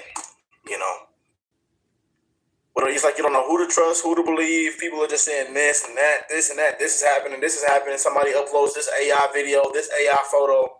It's crazy, But I'm glad JD had that. That was a great hit back right there, Because lately it's just been a lot of nonsense, man. A lot of nonsense. But we got to let everything play out, man. It might not play out how we wanted to play out, but hey, eventually it's going to play out, whether you like to hear that or not. Mr. Vice President, Democrats are already calling you the fraud czar. What's your reaction to that title? And then second, I like it. Skepticism of foreign adventurism. Are you completely on board with the current war in Iran? So I like fraud czar. It's certainly what we're going to do. And look, we have to do it. As the president said, this is a problem that has festered in this country for far too long, and far too few people have actually wanted to do anything about it. That's what makes this administration different, is that we actually tackle the problems the American people have been confronting. So I'm very happy about it. This is your host, Kyle Becker. Is the Trump administration playing 3D chess while our mainstream media is playing checkers? It certainly seems to be the case, because we have a massive announcement that is a real game changer for international security, including our own oil and gas business and our infrastructure in the United States. So the Trump administration is scoring yet another win, while the media cries that the sky is falling over the Iran military conflict. Before we get into the story, please like, share. Now, the media, in particular CNN and MS Now, are trying to convince Americans that the end of the world is coming because the Strait of Hormuz, where a lot of oil flows through to their ultimate destinations in the world, is blocked. Of course, this is a gross exaggeration. The United States is really dealing heavy damage to the Iranians, and there are a lot of contingency plans in place to make sure the oil still flows. For example, there's a pipeline that goes through Saudi Arabia that is being activated in emergency mode, and so that will compose approximately 30-35% of the shortfalls if fully activated. So there are a lot of things that can be done. Ships rerouted around the Cape of Good Hope, for example.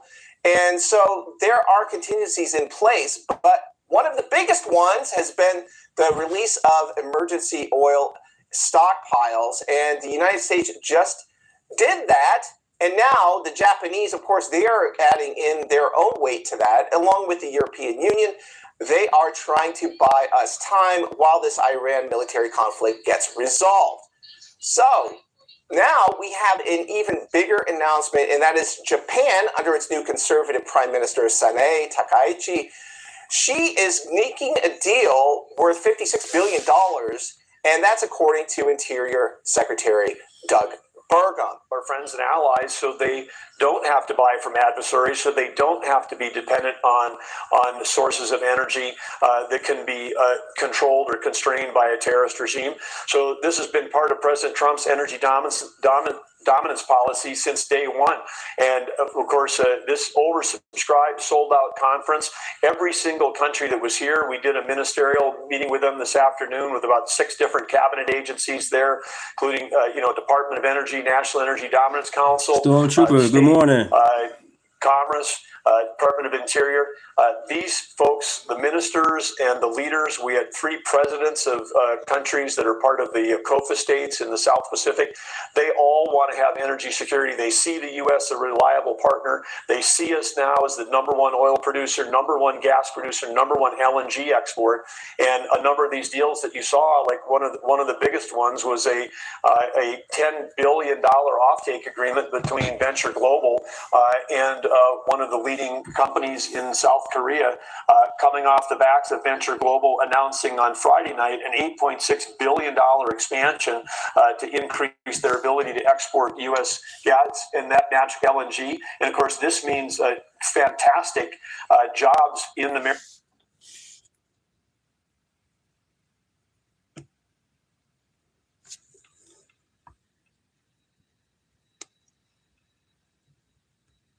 There is a reason that Black liberals come hard after Black conservatives, because they feel like if you are not voting Democrat, then you like white people, which just goes to show you that the whole movement on that left side is to hate white people. So I don't understand why white people keep voting for Democrats. I don't understand why white people consider themselves liberals when the whole movement on that side is to hate the white man. This is why they call Black conservatives sellouts and Uncle Toms, because you over there voting and you supposed to be over here with us protesting and hating white people, but you over there having white friends. White people on the left, I understand that you have white guilt. I understand that you have a white savior complex, but honey, you are voting for your own demise because them folks over there can't stand you. Let's get to 1,500 people. 1,500. Why not? 58 people in the chat. 58 people in the chat. Let's get to 1,500. Why not? Speaks to white people, which is why they hate Thank the you. Black Thank you. conservative.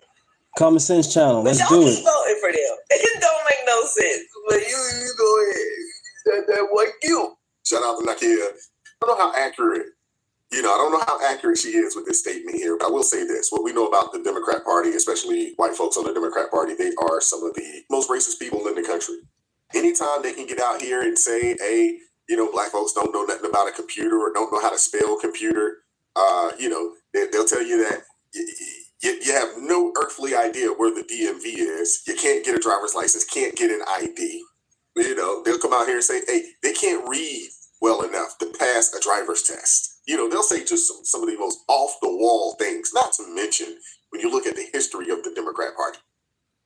It's pretty wicked, very demonic. I don't know if I 100% agree with her sentiment, but I understand where she's coming from. It's really one of those things where, the nation is divided, not really based off of race, it's really based off of ideology. And you have a sect of people who want to see our nation fall. And you have those of us on this side of things that want to see the nation continue to thrive. Now, I'm not one out here to say that, our country is without flaw and it's perfect. We do live, in an imperfect country. But when you compare our nation to everybody else's, It's not even close. Hit the like button, share the video, subscribe to the channel. We got a lot to get into. People who don't know is a cult who follows him. My mom said to me just last night, when we were talking on the phone, she said, Don, those people know this man's lying. They know he's lying. And then she said, and they know he's not all there. And I said, Mom, you really think so? She said, yes. And the more I started to think about it, the more I think Mom is right. They know, but it keeps them in power. And he's a useful idiot because he is a cult leader. I'll give him that. He can co-opt people and twist reality for some people, and they believe him. But I think that is right. Because all they do is spew caca. Falling down the steps. Falling on flag cars. Maybe it was Jill. Because all you do all day long is spew. You need to go see a plumber. This young lady, she's on it. She called them broken toilets. Because all they do is spew caca. Wow. I like that. That's huge. Because she's absolutely right. We just listen to Don Lemon spew nothing but nonsense. And dude has a following. And there's people out there that believe that. Hold on, I'm gonna speed up a little bit because this guy finna cook. Hold on. This guy just said the truth that nobody wants to talk about. Check this clip out real quick. Racism doesn't have any power. Doug, I don't agree with that. People were outwardly racist while Trump was in office. He gave white people. He made it comfortable for people to be outwardly racist about how they feel. Chuck, no, he didn't. The climate was a lot different. Studies came out about the racial divide trending in the wrong direction in 2013 when Barack Obama was entering his second term when the Black Lives Matter movement jumped off. Let's not make it seem like Donald Trump led to this big increase in the racial schism in this country. It didn't happen under Barack Obama. Since it happened under, want to go where? But did it happen? Since we want to go, it happened. Yes, it did happen. We talk about one-way aggression. You allowed to be openly racist towards one particular group of people, and it's white people. All right, let's work together, everybody. Let's work together. White dudes are pussies. White men are the issue. White men are the biggest threat to America. They are. You got analysts on MSNBC, CNN openly referring to Donald Trump and his voters as Nazis. Nowhere in popular media do you see white people saying the kinds of things that you see people saying about white people on national television, from Joy Reid, Trevor Noah, Don Lemon, over and over again. But you expect that anyone else can't get on mainstream media and make light of other races doesn't mean that the racial Cal Johnson, you all good, man. The reason why the racial climate is what it is because that's what critical race theory seeks to do. It seeks to polarize for the purpose of finding people who are sympathetic to your cause. And you keep on dividing onto itself until you create a group of disenchanted, angry, dysfunctional people that you can then use for the purpose of your liberation. That's not my words. Those are the words of Herbert Marcuse himself. Anybody talking about race in this country or talking about critical race theory and have never heard the writings of the words of Herbert Marcuse, you cannot sit at this table and talk because you don't know the theory, you don't know the science. But like somebody never heard of them, but in their own eyes, they look out into the world and think, y'all, that shit is fishy to me. Don't give them about what you go out in the world and see. A racial slur was spray painted on the front. Alexandra Ocasio-Cortez is dealing with a racist news found in the garage stall of Bubba Wallace. See, this is all about narrative, and storytelling because they play upon people's emotions and how they feel. If I go to a doctor and tell a man, I feel like I'm having a heart attack, the doctor is going to run a specific set of tests to get to what is actually happening. He has to know the truth. He can't do medical procedures upon me based upon what I tell him I feel. He has to know for a fact. He has to do a battery test. He has to do a test because if he does the wrong treatment to me based upon what I feel. Man, shout out to Chuck. Oh my goodness. He was cooking. And that's the thing. There are so many people in their feelings. So many people emotionally charged up about things that aren't actually happening in your day-to-day life. These dudes know this. They know it. But likes, clicks, and follows, you get people out here that want to tell you. 8 more subscribers to 1,500. Why not? Bad, so forth and I so go live forth. Monday through Thursday, 8 in the morning. 1,500 subscribers. Why not today? How bad, certain groups of people are. And Chuck's absolutely right.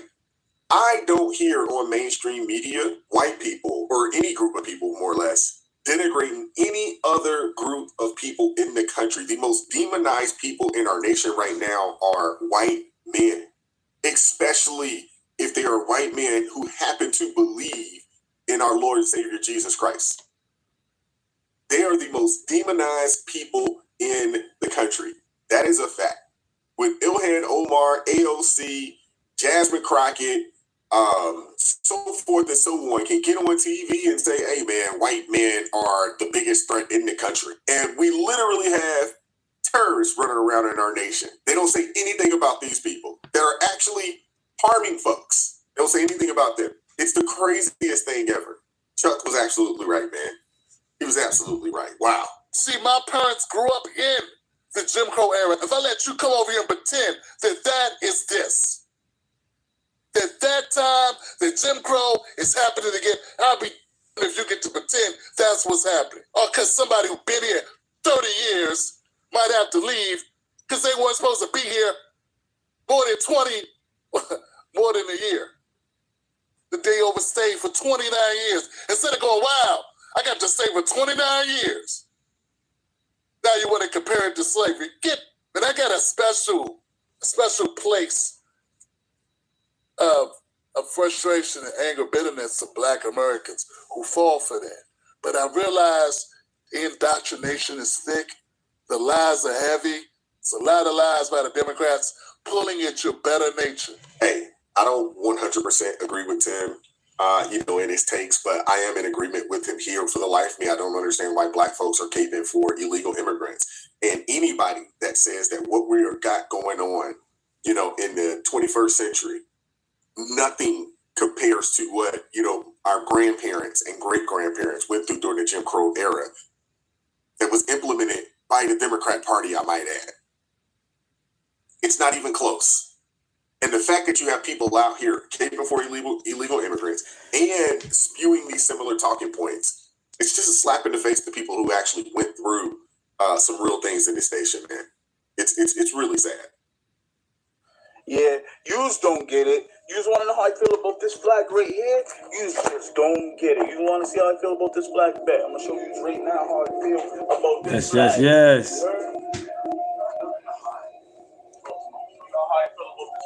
This flag. You want to see how I feel about this flag right here? That flag, yes. I pledge allegiance to this flag of the United States of America and to the republic for which it stands.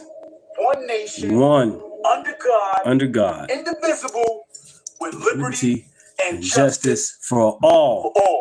Shout out to this brother, man. I got to say it again. Hey, our country isn't perfect. There is no such thing as a perfect nation on earth. But I tell you what, it's the best nation on earth. And there's a lot of people clamoring to get over here. They're dying to get here. Unfortunately, we have a lot of people in our country that, they disrespect our flag, they disrespect our nation. And a lot of it has to do with the fact that they just don't know any better. They hadn't actually taken the time to step outside of that little 10-mile radius that they grew up in. So they have no idea because they have nothing else to compare it to. And traveling to a resort in Mexico or traveling to a resort in Jamaica doesn't count. Mm-hmm. You got to get outside and get into some go to the hood around the world and just walk around and interact with the people. Right. It'll change your daggone 8 more subscribers. Why not? 8 more subscribers for the day. Why not? Thoughts on Whack Don Lemon, and his thoughts. Hit the like button, share the video, subscribe to the channel, turn the notifications on to all so you never miss them.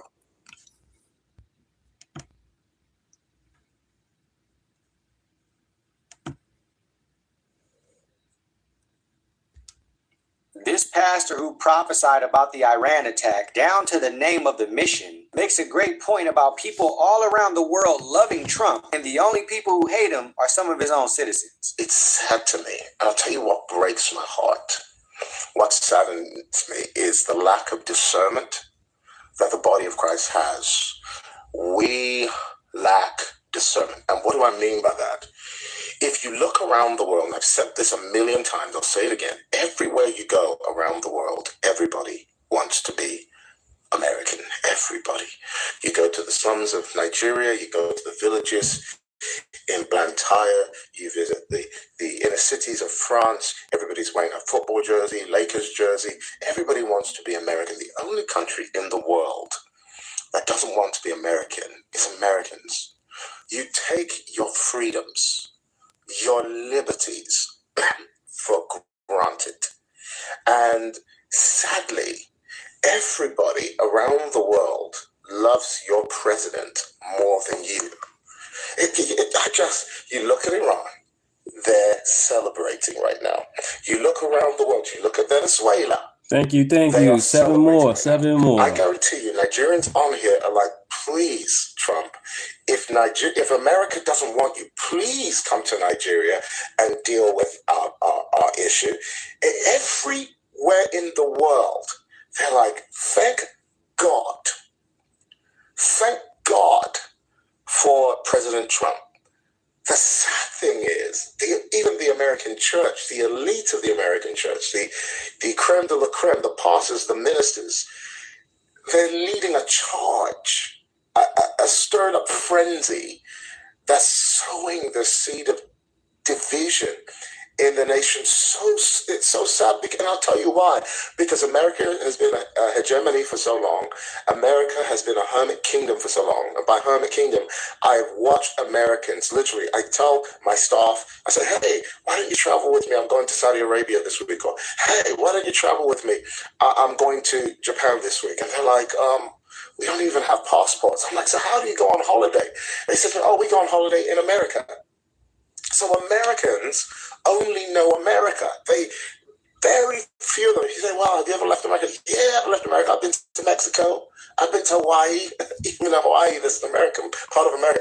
Yeah, I've left America. I've been to Mexico. That's not. I'm talking about, have you been around the world long enough to see that there is no freer nation on everybody God chooses, the world hates them. I guarantee you 100% of the time, if you want to know God's choice, find the one that the church hates. The one that the church hates is 99% God's choice.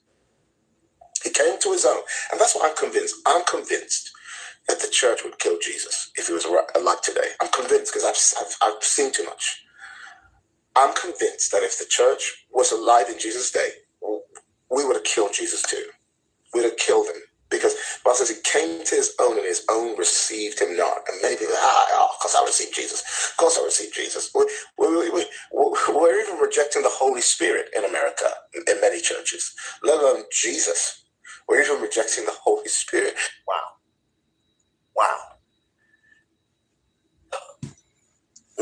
This is hard, man. It's hard to hear, but he's on it. It's so true, man. It's so true. When this pastor says everyone loves your president more than you, meaning more than the American citizen, there's some truth there. There is a lot of truth there. And a lot of it has to do with the fact that we are some of the most spoiled and pampered people to ever exist on God's green earth. Seriously. And you have so many people that are born and raised in America, and they never actually leave the 10-mile radius that they grew up in. You have so many people that in America that don't have passports. You have so many people in America that whatever state they grew up in, heck, whatever city they grew up in. I know this for sure. Being in Baltimore City, I've met people in Baltimore City that have never gone to D.C. And D.C. is literally 30 miles right down 295. And I've met people from Baltimore City that has never gone to D.C. They've never seen the monuments. They've never seen the White House. They've never gone to, to the, the Washington Park. They've never seen any of that. It's the craziest thing ever. I know people that literally live in the city that they grew up in, and they will tell you, I am never leaving. I don't have any interest on going to see anything. And then they'll complain about how bad things are or the taxes. And you ask them, well, pick up and move. Nah, I ain't moving. I won't go. They won't move for a job. They won't move for anything. But they complain. I'm one of those kind of people. I'm at a point now where I truly believe that when you graduate high school, it should be mandatory that you either join the military, join the Peace Corps, or the Merchant Marines, just to force you out of your comfort zone for a second. Excuse me. Just to force you out of your comfort zone and to potentially put you in some places outside of our nation, especially if you join the military or you join the Peace Corps, really and truly the Merchant Marines too, because they travel the world. Americans really need to see how the rest of the world lives so they can come back home and be appreciative of the nation that they have. Seriously. When I joined the United States Navy way back when, as a 19-year-old, pretty much fresh out of high school, and within a year, I was in another country within a year on deployment. And that's when I realized, man, we got it pretty good. That's also when I realized all this race stuff doesn't matter, because as soon as they hear your accent, you're an American. As soon as they hear your accent, and it doesn't matter if you're black, white, Hispanic, Asian, they hear your accent, they're like, oh, you're a Yankee? Oh, you're an American? Okay. And you start to realize that when you meet other people from other countries that are from other states, whether they are white, black, Asian, Hispanic, or whatever, but you can hear that accent, and they tell you, oh, I'm from California, and oh, I'm from Texas, and you realize I got more in common with these folks than anybody else out here, in these countries, even though they may have a similar shade of melanin. We are entirely too spoiled. We are entirely too pampered. And in some cases, some would say maybe we have entirely too many freedoms. We don't know what's best for us. And this brother's absolutely right. Everywhere is clamoring for a president like Trump to come in and change life for the people. Everybody. You look at what he did over in Nigeria. Look at what's happening in Iran. Look at what's going on in Cuba. Look at what's happening in Venezuela. The people are rejoicing. People from Australia are happy and ecstatic with what's going on. People in New Zealand are ecstatic because they know that what happens and transpires here in America, it leaks out into the rest of the world. I'm glad that you have pastors out here speaking out, but he's absolutely right. The American church is not on their game the way it's supposed to. And when you have 90% of churches out there that don't believe in the Trinity, you have 90% of churches out there that don't believe the Bible, or pastors out there that don't believe the Bible is the true living word of God, we have missed the boat. We have taken a wrong turn somewhere. We have. And things need to change. Seriously. We need a spiritual awakening in our nation. We really do. I want to hear from you guys in the comment section. What are your thoughts on any of this? Hit the like button, share the video, subscribe to the channel, turn the notifications on to all so you never miss an upload, and consider joining the ARP family or buy your brother a coffee. That link's in the description box below. Join us Tuesday, Thursday, and Friday, 9:30 a.m. Eastern Standard Time for ARP in the morning. And as always, keep God first. Stay prayed up. We'll catch up with you guys next time. Peace. It is God.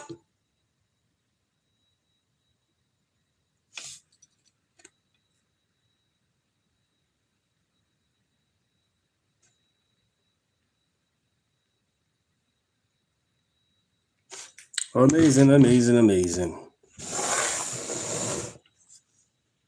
I'm just showing you stuff. Take how you want it. Shit crazy.